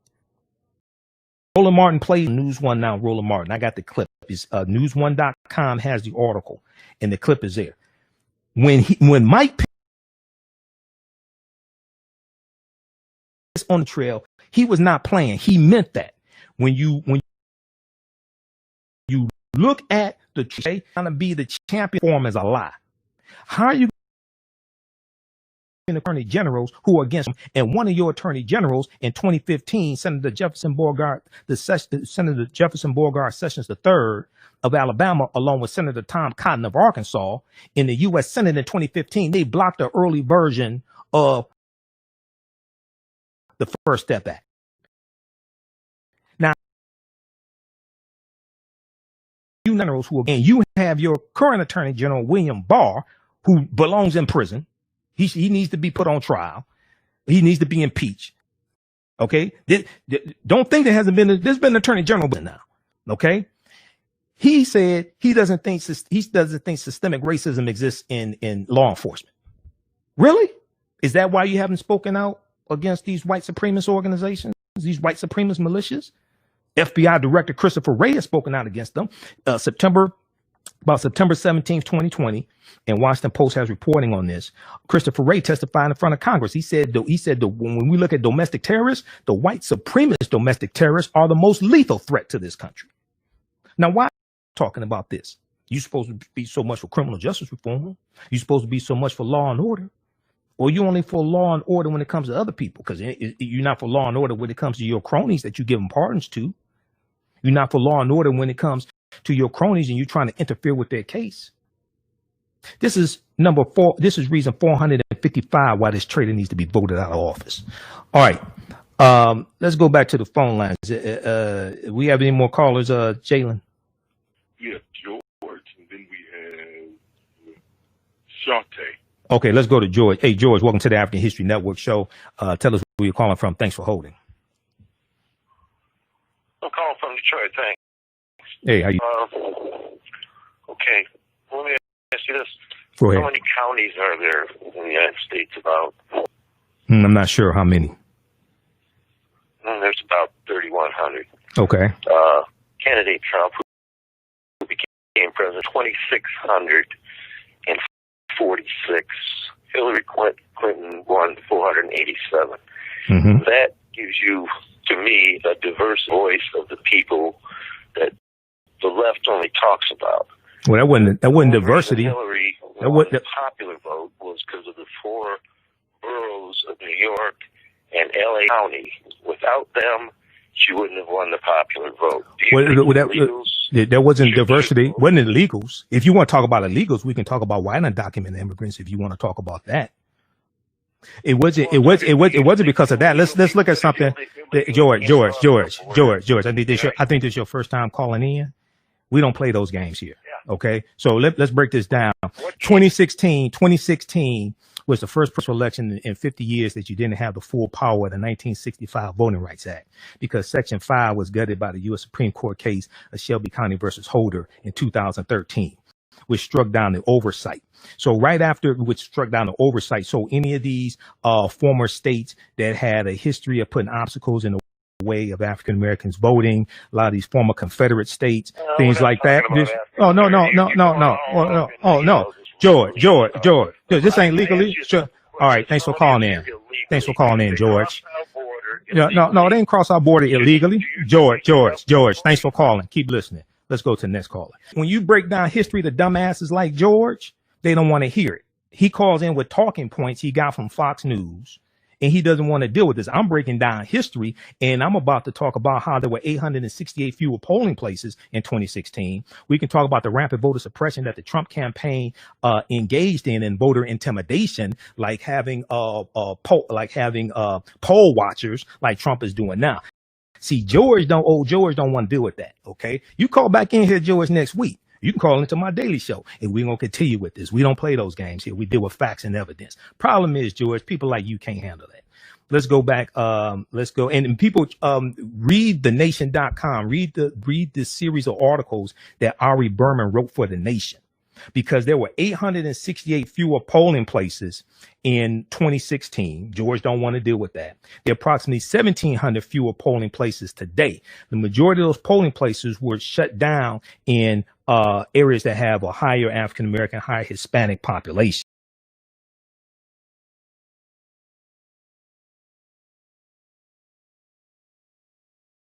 When you talk about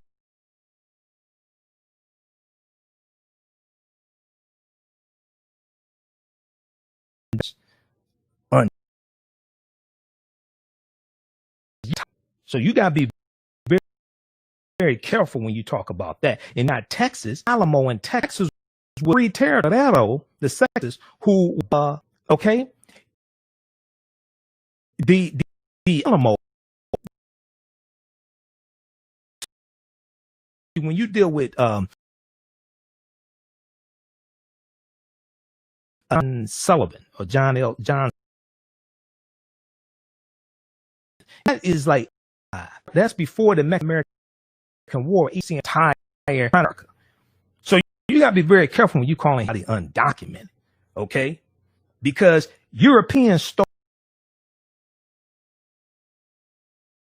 Guess what?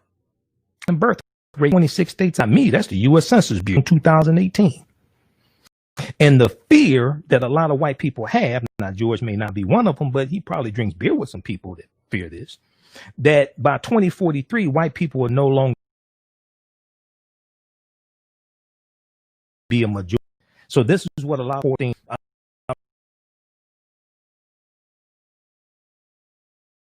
You have let's go. Who we have? Shantae. Yes. Go ahead. How you doing, Mike? All right. Last week, I'm actually getting to you about okay, Black History. Saw it briefly today. So busy trying to get ready for the show. I will read it. I did get the email. I will read it. I know you. But I was calling in because I was excited to see you on Rolling Show, man. And I've been waiting for that. So I'm happy that you're there. And, right.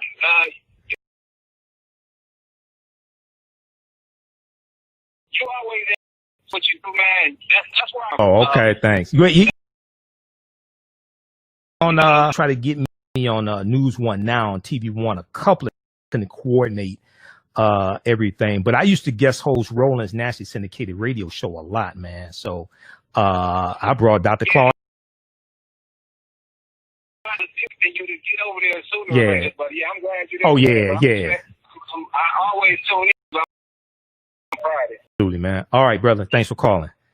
All right. Thanks for calling. Okay, to Al and Al stand by, and then this VP fact check. Let's see. We'll do.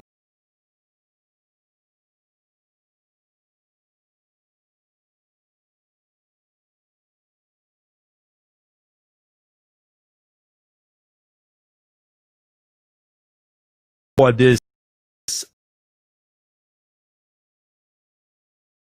do some of this on money.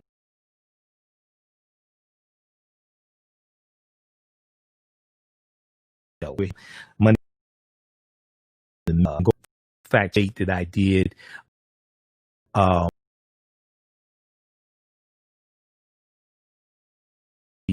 6th. It looks like that's at our Facebook fan network, the African History Network. That's been viewed. It's been viewed times.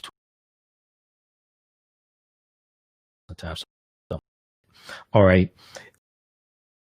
Let me again. A lot of people miss elections but say the popular things like this, even though you can't find. During the 20 presidential election, enter people who were voting for Donald Trump. Elected Donald Trump. Many of media experts in nonsense, just false. Okay. Now, because there's some fake African American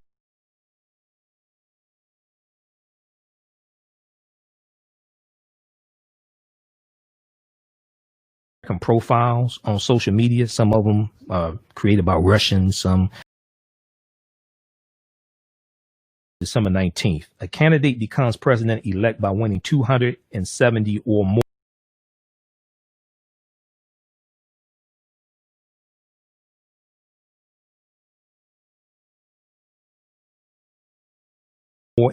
electoral college on the day of the president. It could go, a few days after or a week after this if they're still. Now you reach 270. California has the most electoral college votes. They have Texas has, etc. You win the election associated with the state by winning the popular vote in the state. Now you have two states. I think it's Maine or Vermont. It's two states where it's like proportional. It's not winner take all. Okay, electoral. It is the popular matters. Laws in states engaged in rapid voter suppression states, including Michigan, Wisconsin, Pennsylvania. One of the because they use the interstate cross-checking system, and the interstate cross-checking system was used in about 23 states. It knocked 1.1 the voter rolls. Now, if you never heard of the interstate system, and it was go, okay, this question, why? Because Republicans are working hard to suppress the interstate cross-checking system. Basically said,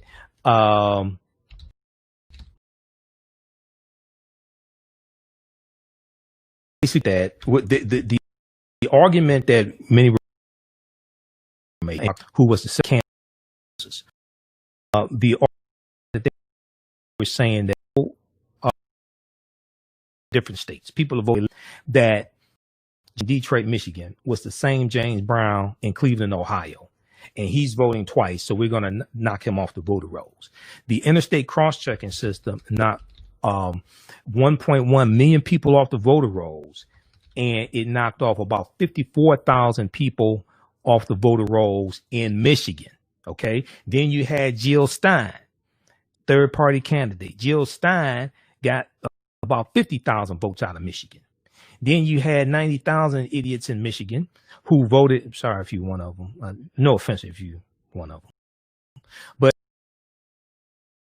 who for some reason voted at the top of the ticket president. Donald Trump, 54,000 in Michigan, 10,704 votes. There was rampant. There was Russia. The interstate, the Russian Internet Research Agency took out 3,500 ads on it. 26 million. The U.S. Senate with the Russian interference in targeting African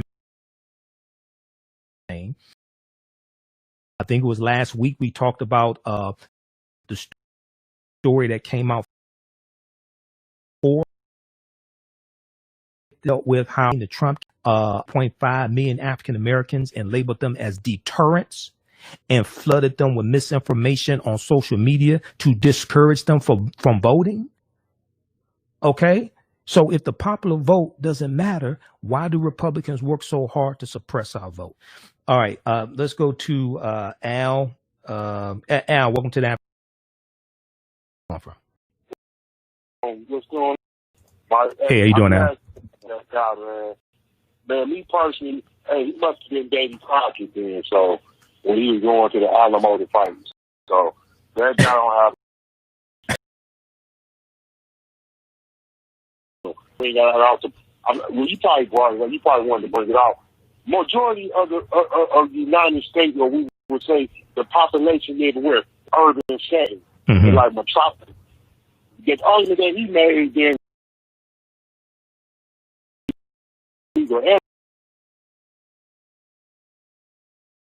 European, you know, me, I think them right wing guys, man, I just don't really get where they're going. But I will say this, though, they really trying to take control of these courts. And absolutely. They better wake up because these guys have stacked the courts. And I think absolutely. Trump got 200. Trump has gotten 216 federal judges confirmed in 3.5 years. 216 federal judges. And he's gotten 2 Supreme Court nominations, and it could possibly well be 3. Did you hear what Pence said during the debate where he said, yeah, we're putting in conservative judges? If people didn't hear that, they should have woke. They should have been woke. Well, they're going to try to change a lot of these laws. Right. But because they want control of the federal courts, they're nominating very ultra young, largely white males. Probably about 88% have been white males that they're nominating, and these are lifetime appointments, so they can be on the federal court. They can be on the federal bench for 30, 35, 40 years, okay, or longer. And it's important for us to understand the 3 branch government. You have the legislative branch, U.S. House of Representatives, U.S. Senate. You have the executive, which is the presidency, and then you have the judicial. The courts don't make laws, they interpret laws.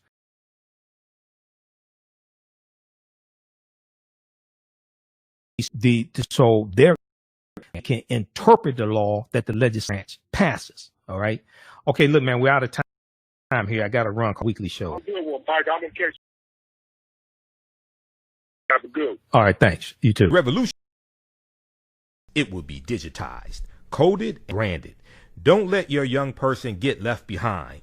Join Tech Core 2 on Saturday, September 26, 2020 in their 6th straight year, providing tech, STEM, science, technology, engineering, and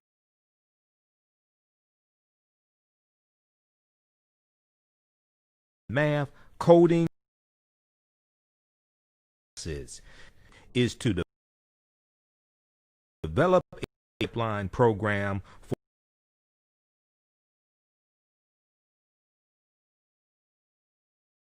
for urban youth to career entry. Tech Core 2 offers 9 different tech classes for students in grades kindergarten through high school, including computer programming, coding, gaming, hip hop and STEM, and video 2. That's Tech 2671. That's 215-877-6701. Don't forget to grab your 10th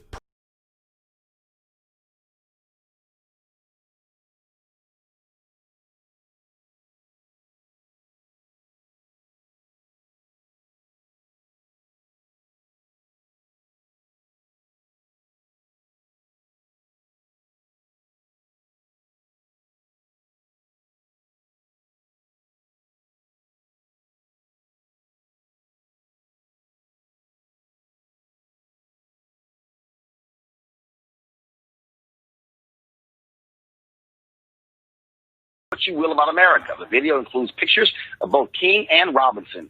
Bernice King, the daughter of Dr. King, took to Twitter and called the use of her father's image beyond insulting and not reflective of who Dr. King was. Jackie Robinson's daughter, Sharon Robinson, also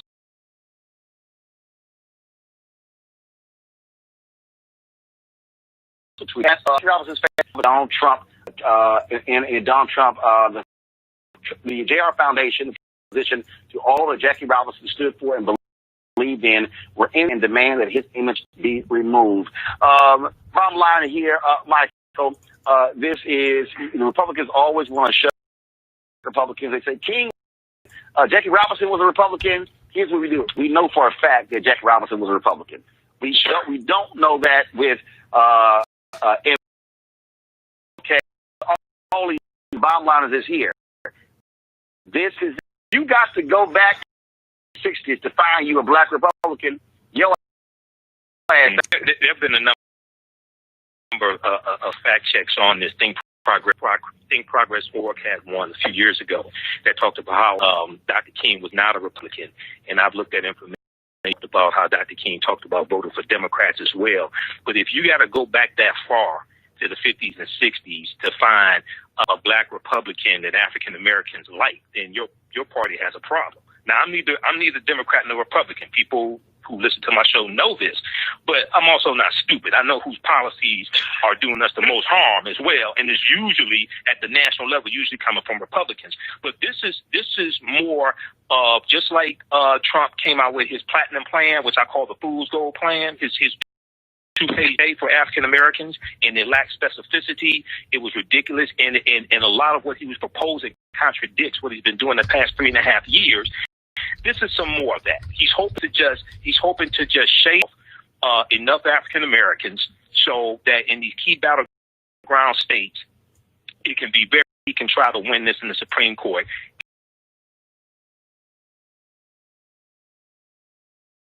And the story from Channel 4 out of the UK, and I covered it on my identified 3.5 million of them as deterrent, and then flooded them with disinformation on social media to discourage them from voting.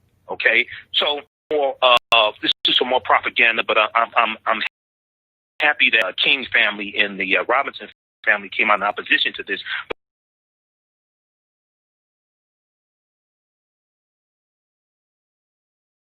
But did he get permission from her to do this?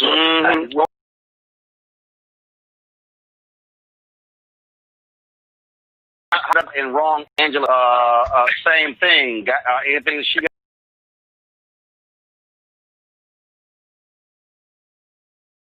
got to say? I doubt it. Well, I mean, she done herself a good service, and they should bring this part. I will say this. I mean, and mobilize these images, acting like don't talk Black Lives Matter groups. It's Jackie Robinson or say the same movement. So it's funny that they want to deploy them as some sort of testament to their openness when we know they have done everything they can to make Black people feel unwelcome through policy and otherwise. And certainly the shading the truth. Bipartisan realignment never happened. The Republicans of today are not the Republicans here. So acting like these people with the Republican Party that and with you behind them, they're going to pick those voters up. Don't act like that didn't happen. And I think it's the same disingenuousness that we often have, and I think it's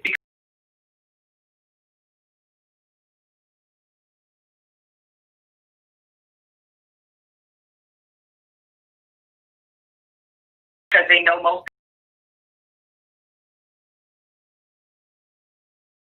But people do understand the reality. Marshall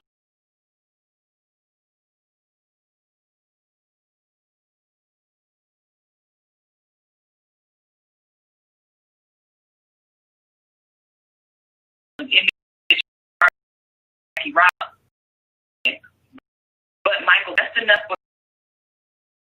on the margin, and that's the really scary part. Here, Jalen. Okay, so October 9th, 20, with the Dr. King family, Jackie Robinson family, blast Trump campaign. All right, continue on my social media network on Facebook, Imhotep, IMHO, for a little while longer. Send money through him to try and on our network people for diaspora right now. Wakanda forever. Tomorrow we'll talk to you next week. Babylon's life, you quality and customer service. They're here to fulfill your African men's and women's clothing, accessories, health and beauty products, essential oils and fragrances, hair care products, and much, much more. Check out their collection of clothing and products for African kings and queens. Visit their website, alkebulanlife.com, ALKEBULN, alkebulanlife.com. They look forward to serving you. Revitalizing, restorative, indulgent, essential. Crea's Love Butter Raw Shea Butter Collection. How do we know if our skin products are truly delivering all of the health benefits they should? Crea's Love Butter is a thoughtful combination of hand-selected ingredients designed to enhance the love of your skin health. Crea's Love Butter is an ideal gift for health-conscious loved ones and is a pleasure to give and receive. They've harnessed the restorative powers of raw shea butter and used it with their love and passion for revitalizing skin that you will undoubtedly feel from the first use. Visit the site today, creaslovebutter.com. CREAS, creaslovebutter.com. Put your skin in the game. All right, guys, stand by. Let me disconnect this call. All right, we're going to continue. All right, everybody share this broadcast. We're not done yet. We're going to continue here. Some more of these topics we'll deal with some more throughout the week as we have more time since we're on 5 days a week. If you want to advertise with the African History Network, email at customerservice@africanhistorynetwork.com. Customerservice@africanhistorynetwork.com. If you want to advertise with us as well, we'll make that happen. We brought on some new advertisers, so I'm getting that together also. Okay, and we have a special promotion. We have a few slots left, but we have a good promotion going on right now. Email us customerservice@africanhistorynetwork.com. All right. We'll do a little fact checking, and I'll say this for my Monday night show because I'm on 6 days a week now. I have to pace myself. Okay, so I have to get used to this once again. Let's look at the Democratic presidential debate, Democratic vice presidential debate. I want to look at a recap here. Now, this wasn't as bad as Trump and Biden. Mike Pence did. He was disrespectful to Senator Kamala Harris. He interrupted her. One count showed 16 times. When I watched the analysis right afterwards on MSNBC, Joanne Reed, Nicole Wallace, and is one other woman on. They were talking about how Pence and Trump lost ground with, if there were any women who were on the fence about who to vote for. Now, I'm not sure who these people are, who these women are on the fence. Not sure who, but Pence lost some votes with the way he treated Senator Kamala Harris. Let's go to a recap of what took place here. Okay, we'll cue this up here. We'll go to this in just a second. Also, everybody check out this document. I posted it here on the thread of the broadcast. Now, most people haven't read it. It was out in 2014, 2015. Last updated October 14, 2016. Progress of the African American community under the Obama administration. Progress of the African American community in the Obama administration. And this document breaks down by category and shows how the policies of President Obama were beneficial to African Americans. Most people read. Once again, it's at whitehouse.gov. I don't know why. And Trump hasn't taken it down. It's still there. I'm looking at it right now. So people check this out. If we had read this in 2016, Trump would not be president today. Trump won Michigan, Wisconsin, and Pennsylvania by 78,000 popular votes collectively. Okay. There was a 7 percentage point drop in African Americans voting in 2016 compared to 2012. Now, a lot of that had to do with the voter suppression, Russian intervention. But if we understood how all this was coming together and we understood what was at stake, okay, and the Affordable Health Care Act gave health care to 3 million non-elderly African Americans who did not already have health care. If people knew that the U.S. prison population dropped to its lowest point in 20 years in December 2015, and the percentage of African Americans in prison dropped from 40% to 34%. And actually, when you go research this, privatized prisons were losing money under President Obama because the prison population dropped to its lowest point in 20 years in December 2015. This is why they were supporting Trump. Core Civic and Geo Group, they donated almost $600,000 to Donald Trump's presidential campaign. So how are you going to be in the criminal justice reform, but you support privatized prisons, Trump? How are you going to be the champion of criminal justice reform, but you nominate 2 attorney generals who are against criminal justice reform? And one of your attorney, well, but actually both of them don't believe systemic racism exists in policing. Okay, so we'll deal with that. The next week, we'll deal with part 6 of Joe Biden's plan to empower Black America, his 22-page agenda. You know, we dealt with all 6 parts May through June 2020. You can go watch that on Facebook and YouTube. We broke all that. 11 deal with power. So we'll next Sunday. Okay, let's go to this here. The problem is a lot of our people, we don't like to read. A lot of our people, unfortunately. We'll read the lyrics to WAP by Cardi B. I mean, we'll read this superfluous nonsense. But things that really matter, we won't read. All right, let's go to this here recap of the vice presidential debate. And we'll get into a little fact checking, and we'll do some more this week on my weekly show for the sake of time. Let's go to this clip here. Well, the American people have witnessed what is the greatest failure of any presidential administration in the history of our country. On January 28th, the vice president and the president were informed about the nature of this pandemic. They knew what was happening and they didn't tell you. Can you imagine if you knew on January 28th, as opposed to March 13th, what they knew, what you might have done to prepare? China is to blame for the coronavirus.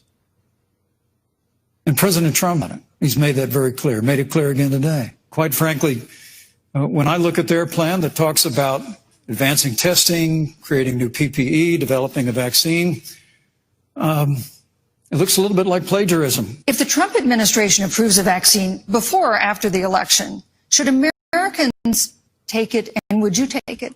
If the doctors tell us that we should take it, I'll be the first in line to take it. Absolutely. But if Donald Trump tells us that we should take it, I'm not taking it. Senator, please Thank you, stop undermining confidence in a vaccine. The truth and the fact is, Joe Biden has been very clear. He will not raise taxes on anybody who makes less than $400,000 a year. He said he's going to repeal the Trump tax cuts. Mr. Vice President, I'm speaking. I'm speaking. The west coast of our country is burning, including my home state of California. I served, when I first got to the Senate, on the committee that's responsible for the environment. Do you know this administration took the word science off the website and then took the phrase climate change off the website? We don't need a massive $2 trillion Green New Deal that would impose all new mandates on American businesses and American families. Let me also say, the American people deserve, Susan, the American people deserve to know. Vice President Pence, I did not, excuse me, Susan, I did not create the rules for tonight. Joe Biden. Your campaigns agreed to the rules for tonight's debate with the Commission on Presidential Debates. I'm here to enforce them. We are talking about an election in 27 days, where last week, the President of the United States took a debate stage in front of 70 million Americans and refused to condemn white supremacists. Not true. And not true. It wasn't like he didn't have a chance. He didn't do it, and then he doubled down. This presumption that you hear consistently from Joe Biden and Kamala Harris that America is systemically racist. And that, as Joe Biden said, that he believes that law enforcement has an implicit bias against minorities is a great insult to the men and women who serve in law enforcement. And I want everyone to know, who puts on the uniform of law enforcement every day, that President Trump and I stand with you. It brings me to, you know, the 8 minutes and 46 seconds that America witnessed. during which an American man was tortured and killed under the knee of an armed, uniformed police officer. There's no excuse for what happened to George Floyd. Justice will be served. But there's also no excuse for the rioting and looting that followed. We need reform of our policing in America and our criminal justice system, which is why Joe and I will immediately ban chokeholds and carotid holds. George Floyd would be alive today if we did that. You've refused to answer the question. Joe Biden has refused to answer the question. So I think the American people would really like to know, if Judge Amy Coney Barrett is confirmed to the Supreme Court of the United States, are you and Joe Biden, if somehow you win this election, going to pack the Supreme Court to get your way? I'm so glad we went through a little history lesson. Let's do that a little more. In 1864... Well, I'd like you to answer the question. No, Mr. Vice President, I'm speaking. I'm speaking. We have it within our power in these next 27 days to make the decision about what will be the course of our country for the next 4 years. We can debate vigorously, as Senator Harris and I have on this stage tonight. But when the debate is over, we come together as Americans. All right, so that was from MSNBC. Check that out. That's a recap of the vice presidential debate. Actually, it's from NBC News, NBCnews.com, and it's on MSNBC's website. That's a recap of the vice presidential debate. And I'll get you the actual name of that clip. Where's my rundown sheet for today's show? What happened to it? Hold on, I was looking for another article here. So that was so I did a lot of Facebook posts while the debate was on live. I watched it live. I still have it recorded. And I talked about how, well, for one, when Senator Kamala Harris was, when they talked about George Floyd, Mike Pence said that, you know, it was tragic what happened to George Floyd, something like that. But then he goes to the rioting and looting. Okay, well, the majority of the protests surrounding George Floyd were peaceful protests. Majority of the protests surrounding George Floyd did not involve rioting and looting. Now, he doesn't want to talk about how Donald Trump is looting America. You don't want to talk about that. Okay, but you know, that's another show. But you notice how quickly he pivoted to that, and then Mike Pence doesn't want to deal with systemic racism in policing. Now, the name of that clip was Vice Presidential Debate Highlights Between Pence and Harris. Vice Presidential Debate Highlights Between Pence and Harris is at MSNBC.com, October 8th, 2020. When we look at, I want you to check out this op-ed article from USA Today that Joe Biden did. He wrote, this was back in June 10th, 2020. All right. Some people may have missed it. You heard me talk about it before. We must urgently root out systemic racism from policing to housing to opportunity. We must urgently root out systemic racism from policing to housing to opportunity. Federal dollars should not go to departments that violate people's rights or turn to violence as a first resort, but I do not support defunding police. Read this entire op-ed. He goes through and breaks it down. He talks about undoing systemic economic racism. He talks about systemic racism in policing. Trump, Pence, and Attorney General William Barr don't even want to deal with systemic racism in policing. They don't want to deal with implicit bias in policing. And they really don't even want to acknowledge that it exists. And this is the same thing Mike Pence said in 2016 as well, okay, on the campaign trail. So when he said that in 2016, you know, all the Black Lives Matter activists, all the civil rights activists, they should have said, well, hold on, wait a second. What did he just say? Let me see. We'll pull that clip up here, because that what he on the campaign trail was foretelling what was coming. Yeah, this one right here. Mike Pence denial of institutional bias reveals GOP hurdles. This is from September 26, 2016. This is from News One Now with Roland Martin, and the clip is at newsone.com. So everybody should check this out. We'll post the link here. Okay, because if people, I saw it when it happened. I saw it on News One Now, and I was reporting on the campaign every day, and I already knew Trump supported privatized prisons. I already knew Trump in 2016 was running on the platform of law and order, like he's running now. And law and order means protect white people and lock up African Americans. That's basically law and order means. That's a throwback to Nixon, 1968. Richard Nixon, and Nixon ran as a backlash to the Black Power movement, the Civil Rights movement, affirmative action, the rebellions that were taking place all across the country, etc. Okay, so let's we have this clip queued up. Let's go to this clip here.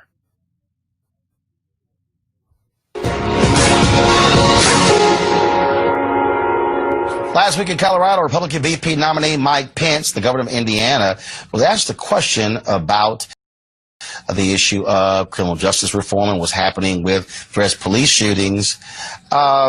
Check this out. Donald Trump and I believe that there's been far too much of this talk of institutional bias or racism within law enforcement. That police officers are human beings, and in difficult and life-threatening situations, mistakes are made, and people have to be held to strict account. But we both believe that it's important that we have a president who, as the chief law enforcement officer of the United States, stands behind the men and women who serve in law enforcement.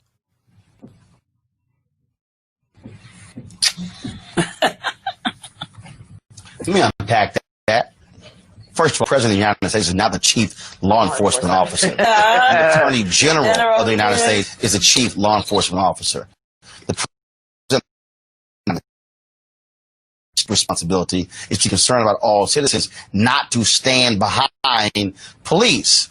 Rekia Boyd, shot and killed by Dante Servin. He got off. Ayanna Jones in Detroit. I can now talk about holding an air rifle at Walmart. I list a lot of people killed mistakes.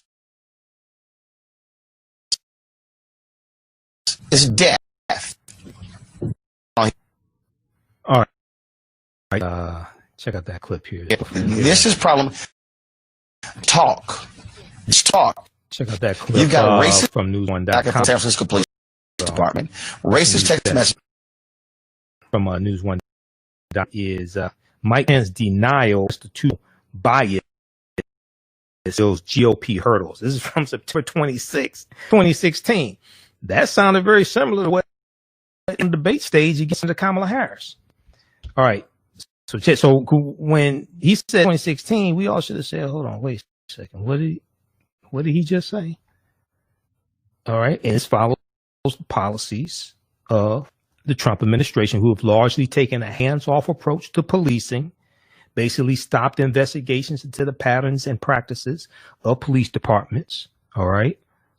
And he told you what it was back then. All right, we'll post a link of this right here. Okay. Let's see. Let's do with this for the sake of time. We'll do some more of this on the weekly show. And we did this back in August. Read this article from politifact.com, this fact check. So during the Democratic presidential debate, Representative Tulsi Gabbard of Hawaii made some attacks on Senator Kamala Harris, some allegations of Senator Kamala Harris and her prosecutorial record. At this debate, let's see, Gabbard said Senator Harris says she's proud of her record as a prosecutor and that she'll be a prosecutor president. But I'm deeply concerned about this record. There are too many examples to cite, but she put over 1,500 people in jail for marijuana violations, then laughed about it when she was asked if she ever smoked marijuana. She blocked evidence that would have freed an innocent man from death row until the courts forced her to do so. She kept people in prison beyond their sentences to use them as cheap labor for the state of California. And she fought to keep a bail system in place that impacts poor people in the worst kind of way. So then they go through and fact check each one of those claims that Tulsi Gabbard made. Now, you know, we've talked about this here on this show back when it happened. You can read this from PolitiFact. This was August 2019. This article is from August 1st, 2019, so it's right around that time. You can read this from PolitiFact.com, where Tulsi Gabbard's attacks on Kamala Harris' record as a California prosecutor on target. So let's go through and look at some of this, and then on my weekly show, we'll get into some other fact checking from the Mercury News. They had a really good, extensive article. We posted that article for the Mercury News on our Facebook fan page, the African History Network. We got something like 700 likes. All right, so first claim, Harris put over 1,500 people in jail for marijuana violations and then laughed about it when she was asked if she ever smoked marijuana. Now, there's some PolitiFact in their fact check, and they lay out this information. They say there's some context missing in this claim, and it's framed in a misleading way. We could not independently verify the 1,500 figure. I think they had an update to this, so I think later, because they said the agency's data shows there were 1,883 admissions to state prison on marijuana offenses during the years Kamala Harris was Attorney General, but we'll come to that in just a minute. Cited in a February, the 1,500 figure was cited in a February it looks like 2019 article by the Free Beacon, which is a conservative online news website. The Free Beacon said, quote, at least 1,560 people were sent to state prisons for marijuana related offenses between 2011 and 2016, quote, when Harris was California Attorney General. It says the data comes from reports from the California Department of Corrections and Rehabilitation. We requested that data from the state's prison agency. Okay. The PolitiFact requested that data from the state's prison agency. The agency's data, the state prison agency, their data shows there were 1,883 admissions to state prison on marijuana offenses during the years Kamala Harris was Attorney General. That was 2011 through 2016. There were another 92 admissions for crimes related to hashish, a drug made from cannabis resin. Notably, the figures dropped dramatically during Senator Kamala Harris' tenure, from 817 marijuana-related admissions in her first year in office to 137 marijuana-related admissions in her last year in office. For context, marijuana sales and possession remained illegal under state law during Harris's time as Attorney General, 2011 to 2016. California voters legalized recreational marijuana in 2016, the same year Kamala Harris was elected to the U.S. Senate and left the Attorney General position as state's Attorney General in California. Also, as Attorney General, Kamala Harris would not have personally prosecuted marijuana cases. As Attorney General, Kamala Harris would not have personally prosecuted marijuana cases. Those cases would have been handled by lower level state attorneys. It's correct that Harris has laughed about using marijuana, but Representative Tulsi Gabbard's claim makes it seem like she laughed about being locked up for. It makes it seem like she laughed about people being locked up for marijuana crimes. We did not, PolitiFact.com, we did not find any evidence to support that. Running for election in 2014 as General of California, Kamala Harris laughed at a TV reporter's question about her GOP opponent's support for legalizing marijuana, adding, quote, he's entitled to his opinion, end quote, but not offering her own opinion. In a February 2019 interview on New York-based radio show The Breakfast Club, Senator Kamala Harris said she had smoked marijuana in the past. Quote, I have, and I did inhale. It was a long time ago, but yes, end quote. Then Senator Harris laughed, according to a CNN article, and said she tried pot in college and noted that it was in the form of a joint. Okay, quote, I just broke news, end quote, she said. Now, as California Attorney General in 2016, Kamala Harris declined to weigh in on a state ballot measure to legalize recreational marijuana. Now, as a U.S. Senator and presidential candidate, Harris supports marijuana legalization. Harris, quote, blocked evidence that, so next claim, and this, let's see, for the sake of time, let's see how many pages we have left. Okay, we have 2 pages left. We'll continue this on the weekly show, but the claim, Harris, quote, blocked evidence that would have freed an innocent man from death row until the courts forced her to do so. Representative Tulsi Gabbard of Hawaii, her campaign said she was referring to the case of Kevin Cooper, an African-American man on death row in California. We found, so PolitiFact.com found Representative Tulsi Gabbard's statement leaves out some key information, as her previous statement did also. This was at the beginning of the show when we laid out the topics. I said, I saw people keep posting this clip of Tulsi Gabbard making these statements against Kamala Harris on the debate stage, but they did not provide any supporting documentation or clarification to explain the statements, or no fact checking, anything like that. This is why we do what we do. So the New York Times fact checked Representative Tulsi Gabbard's claim about Kevin Cooper by explaining that he was, quote, convicted by a jury for a 1983 quadruple murder. Ms. Harris, as Attorney General, did not allow new advanced DNA testing in his case. Ms. Harris, as Attorney General, did not allow new advanced DNA testing in his case, denying Kevin Cooper's request. After the New York Times wrote about the case, Kamala Harris told the New York Times columnist Nicholas Kristof that, quote, I feel awful about this, end quote, and called on the state to allow for such testing. Now, the New York Times added that, quote, while Governor Gavin Newsom of California, current governor of California, has ordered additional DNA testing in the case, and a number of legal and judicial experts say that Kevin Cooper was wrongfully convicted. They say he was wrongfully convicted. The advanced testing has not yet proved Kevin Cooper's innocence and allowed him to leave death row.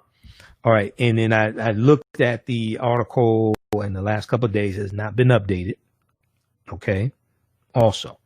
Now, the senator's campaign spokesperson told the Washington Post, back then her presidential campaign spokesperson, told the Washington Post at the debate, this would be right around August 2019 debate, that Senator Kamala Harris was not directly involved in the decision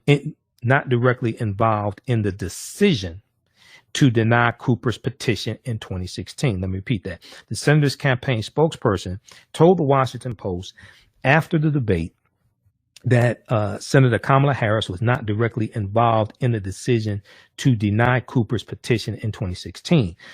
Quote, Senator Harris ran an office of 5,000 people and takes responsibility for all the actions of the California Department of Justice during her tenure. the statement said, according to the Washington Post. The statement went on to say most of the legal activity around this case occurred before her terms in office as California State Attorney General. But this specific request was made to and decided by lower level attorneys. This specific request was made to TO and decided by lower level attorneys, end quote. Now, Senator Kamala Harris, quote, kept people in, so the claim that, okay, we'll continue with this because it's like a half a page. The claim from Representative Tulsi Gabbard that Senator Kamala Harris, quote, kept people beyond their sentences to of the state of California, end quote. This claim comes from a February Daily Beast, so it'd be February 2019, Daily Beast article. It found lawyers in lawyers in then Attorney General Kamala Harris' office argued in 2014 that despite court orders to reduce state prison crowding, some violent offenders needed to stay in the prison system to help combat wildfires. It does not detail how many prisoners, if any. It tell how it long and a quoted saying, quote, not and trouble of this argument. We look at the departments not to make the next claim. They should number these damn claims. It just runs on. Okay. Next claim. Harris, quote, fought to keep a bail system in place that impacts poor people in the worst kind of way, end quote. A March 2019 article by Business Insider detailed then San Francisco DA Kamala Harris push in 2004 to increase cash bail. Shortly thereafter, San Francisco Superior Court judges moved to sharply increase cash bail costs for weapons-related felony charges, including so this was specific. Okay, we talked about this before back in like August. This dealt with San Francisco's Superior Court judges moved to sharply increase cash bail costs for weapons-related felony charges, including assault with a firearm and the sale of machine guns, okay, quote unquote, according to the article from businessinsider.com. The article adds that as Senator Kamala Harris has introduced bipartisan legislation to encourage states to reform their cash bail system so that lower income people are not kept in jail as a result of their inability to pay steep bail costs. A year ago, then California Governor Jerry Brown, previous governor to Gavin Newsom, signed a bill to eliminate cash bail in the state of California starting in October 2019 in favor of a risk assessment system and non-monetary conditions of release. Senator Harris did not specifically address all of the charges at the debate, at the presidential debate, when Representative Tulsi Gabbard leveled the charges against her. Instead, she offered a more general defense saying, quote, as the elected Attorney General of California, I did the work of significantly reforming the criminal justice system of a state of 40 million people, which became a national model for the work that needs to be done. And I'm proud of that work, end quote. Now, PolitiFact.com goes on to say, in the last paragraph here, after we originally published the California Department of Corrections and Rehabilitation, after we originally published this article, the California Department of Corrections and Rehabilitation released statistics on how many people were sent to prison on marijuana violations during Harris' time as State Attorney General from 2011 to 2016. So they updated it. That's where the earlier I said the 1,883 That's where that came from. The agency's data shows there were 1,883 admissions to state prison on marijuana offenses during Harris, during the years Harris was Attorney General. There were another 92 admissions for crimes related to hashish, a drug made from cannabis resin. Notably, the figures dropped dramatically during Harris' tenure from 817 marijuana-related admissions in the first year in office to 137 in the last year in office. And then the one from Mercury News, which we'll deal with on the weekly show, that gets even deeper into this. And let me see. Also, once again, it says, as Attorney General, Harris would not have personally prosecuted marijuana cases. Those cases would have been handled by lower level states' attorneys. Now, if we look very briefly here, and we'll get into this more in depth on my weekly show, 11 p.m. to midnight, Monday through Friday, MercuryNews.com has an extensive fact check, campaign fact check. Here's how Kamala Harris really prosecuted marijuana cases. And we posted this article here on our Facebook fan page, and it broke down the claims from Tulsi Gabbard. It added context and showed how her claims lack context. When it looks at, okay, conviction rate here. It looks at Tulsi Gabbard's claims put 1,500 people in jail over marijuana violations, etc. Let's see, where are we? They do an even better breakdown than PolitiFact. So very briefly here, it says a San Francisco DA from 2004 through 2010, however, okay, hold on. Let's back up. It says Gabbard was misleadingly citing figures for all of California while Kamala Harris was Attorney General, even though the vast majority of marijuana cases in the state of California are prosecuted by independently elected county district attorneys. So through elections, voting, county attorneys, Wayne County prosecutor like Kim Worthy here in the county of Wayne, and Wayne is the county that Detroit is in. Gabbard was misleadingly citing figures for all of California while Kamala Harris was Attorney General, even though the vast majority of marijuana cases in the state are prosecuted by independently elected county district attorneys. As San Francisco DA from 2004 through 2010, however, Kamala Harris had wide latitude to decide which marijuana cases to prosecute and what sentences to seek in the city. She took office after defeating the legendarily liberal district attorney Terrence Hallinan, Hallinan, during their acrimonious campaign. Harris criticized Hallinan over his office's low conviction rate and vowed to run a tighter ship, although she mostly focused her rhetoric on violent crime. Both candidates supported medical marijuana, which was already legal in California.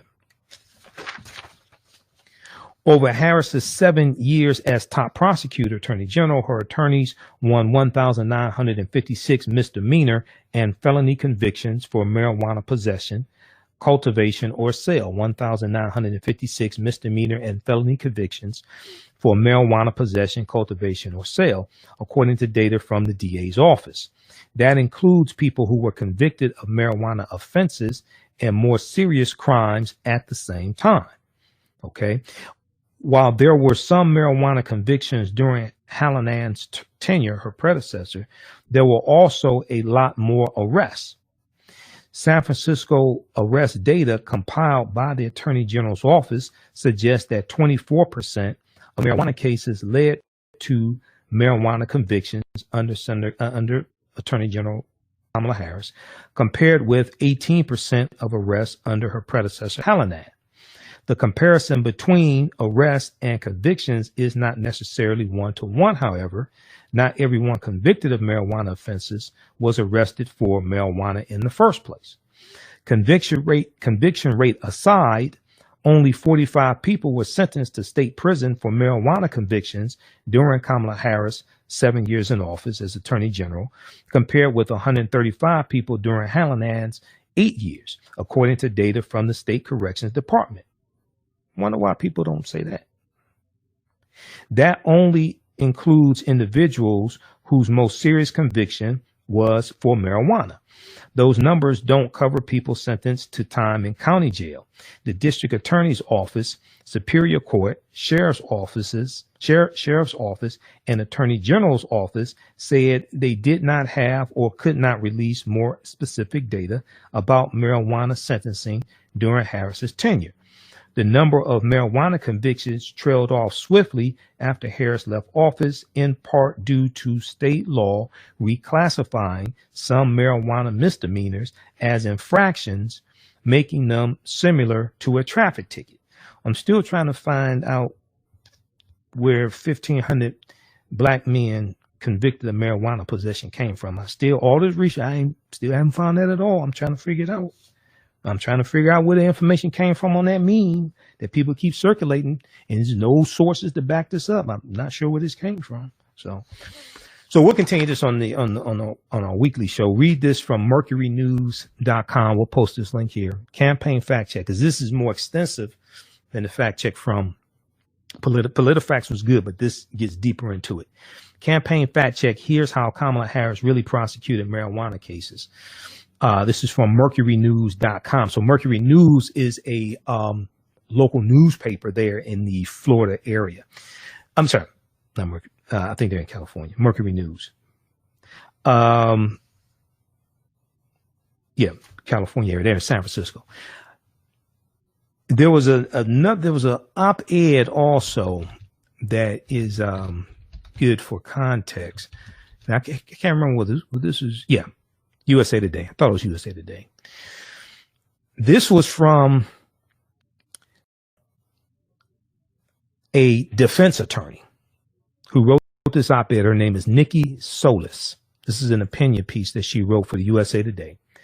Public defender. I worked with Kamala Harris. She was the most progressive DA in California. You don't have to believe me. Read this yourself.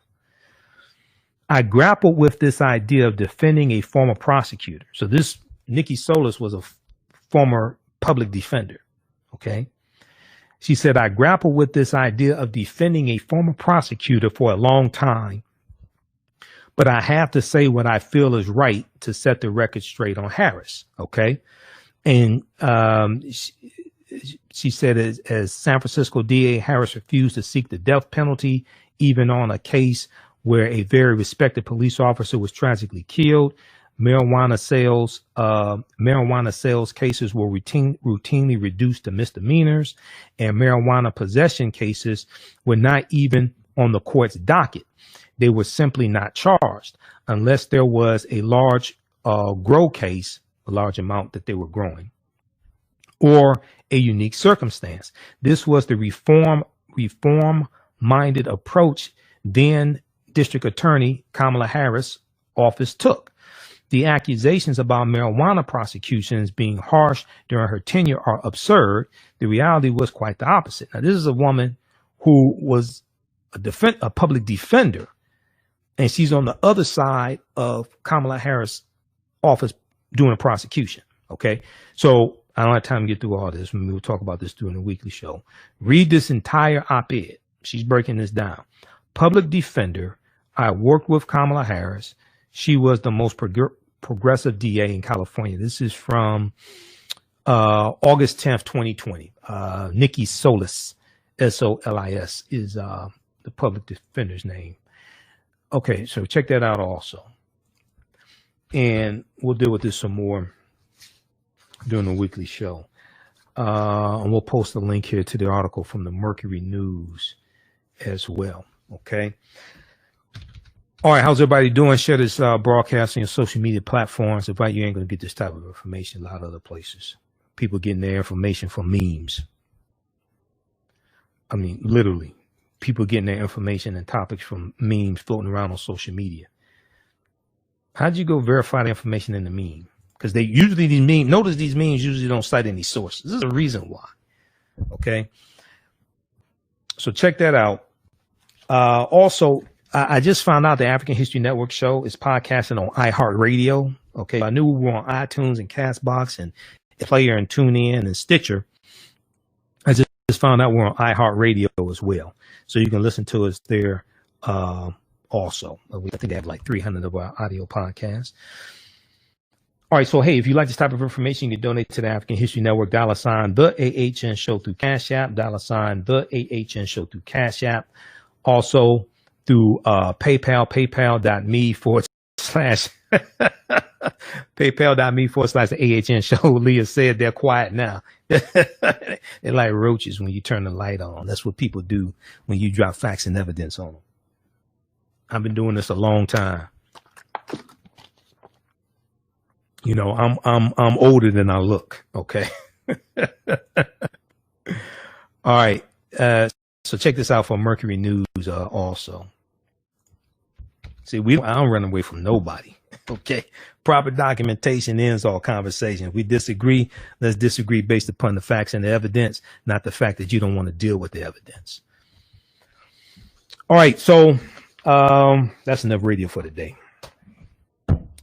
Network show, we focus on educating, empowering, and inspiring people of African descent throughout the diaspora and around the world, because right now it's corrects wrong behavior.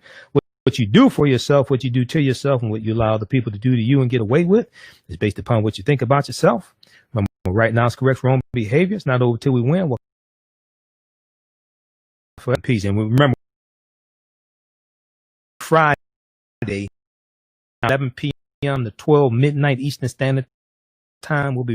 If you want to advertise with the African History Network, email us at customerservice@africanhistorynetwork.com, customerservice@africanhistorynetwork.com. We'll get you up this week on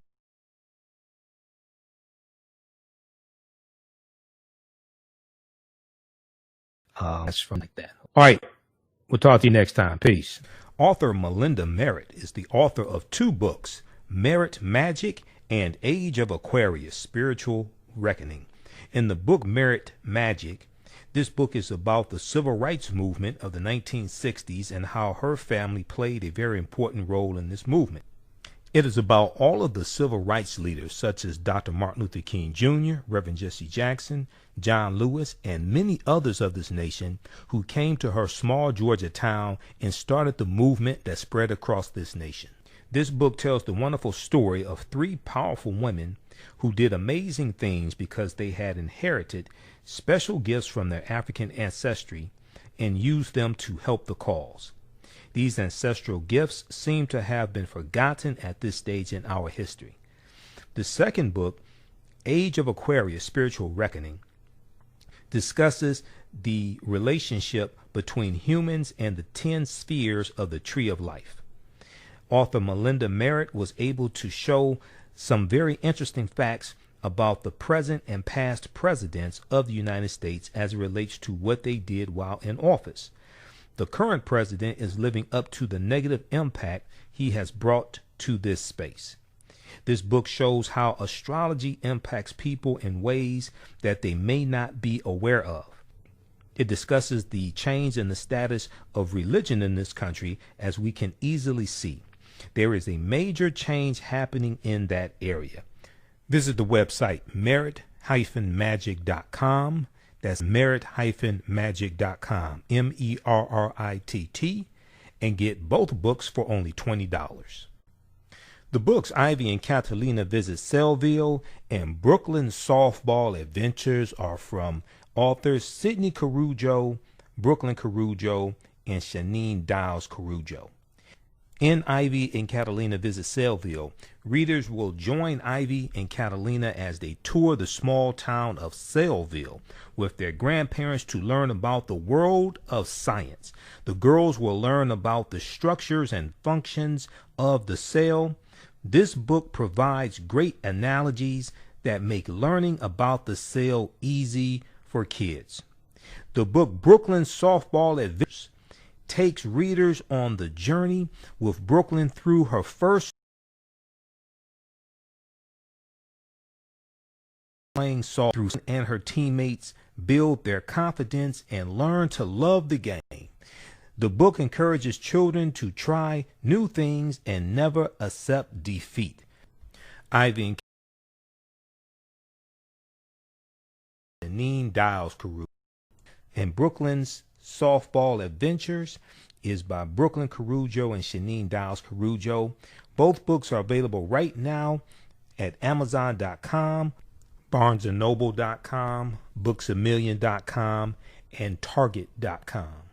September is Life Insurance Awareness Month, and Yolanda Spivey at Michael Whitney and Associates wants you to know that this is the best time right now to shop for life insurance.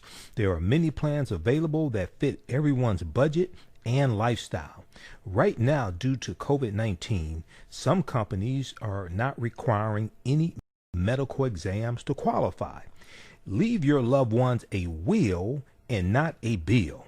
Contact Yolanda Spivey today at 1-833-289-2525. That's 1-833-BUY-BLACK, BLAK. Also visit mwhitney.com. That's mwhitney.com. You can email her at life@mwhitney.com, and also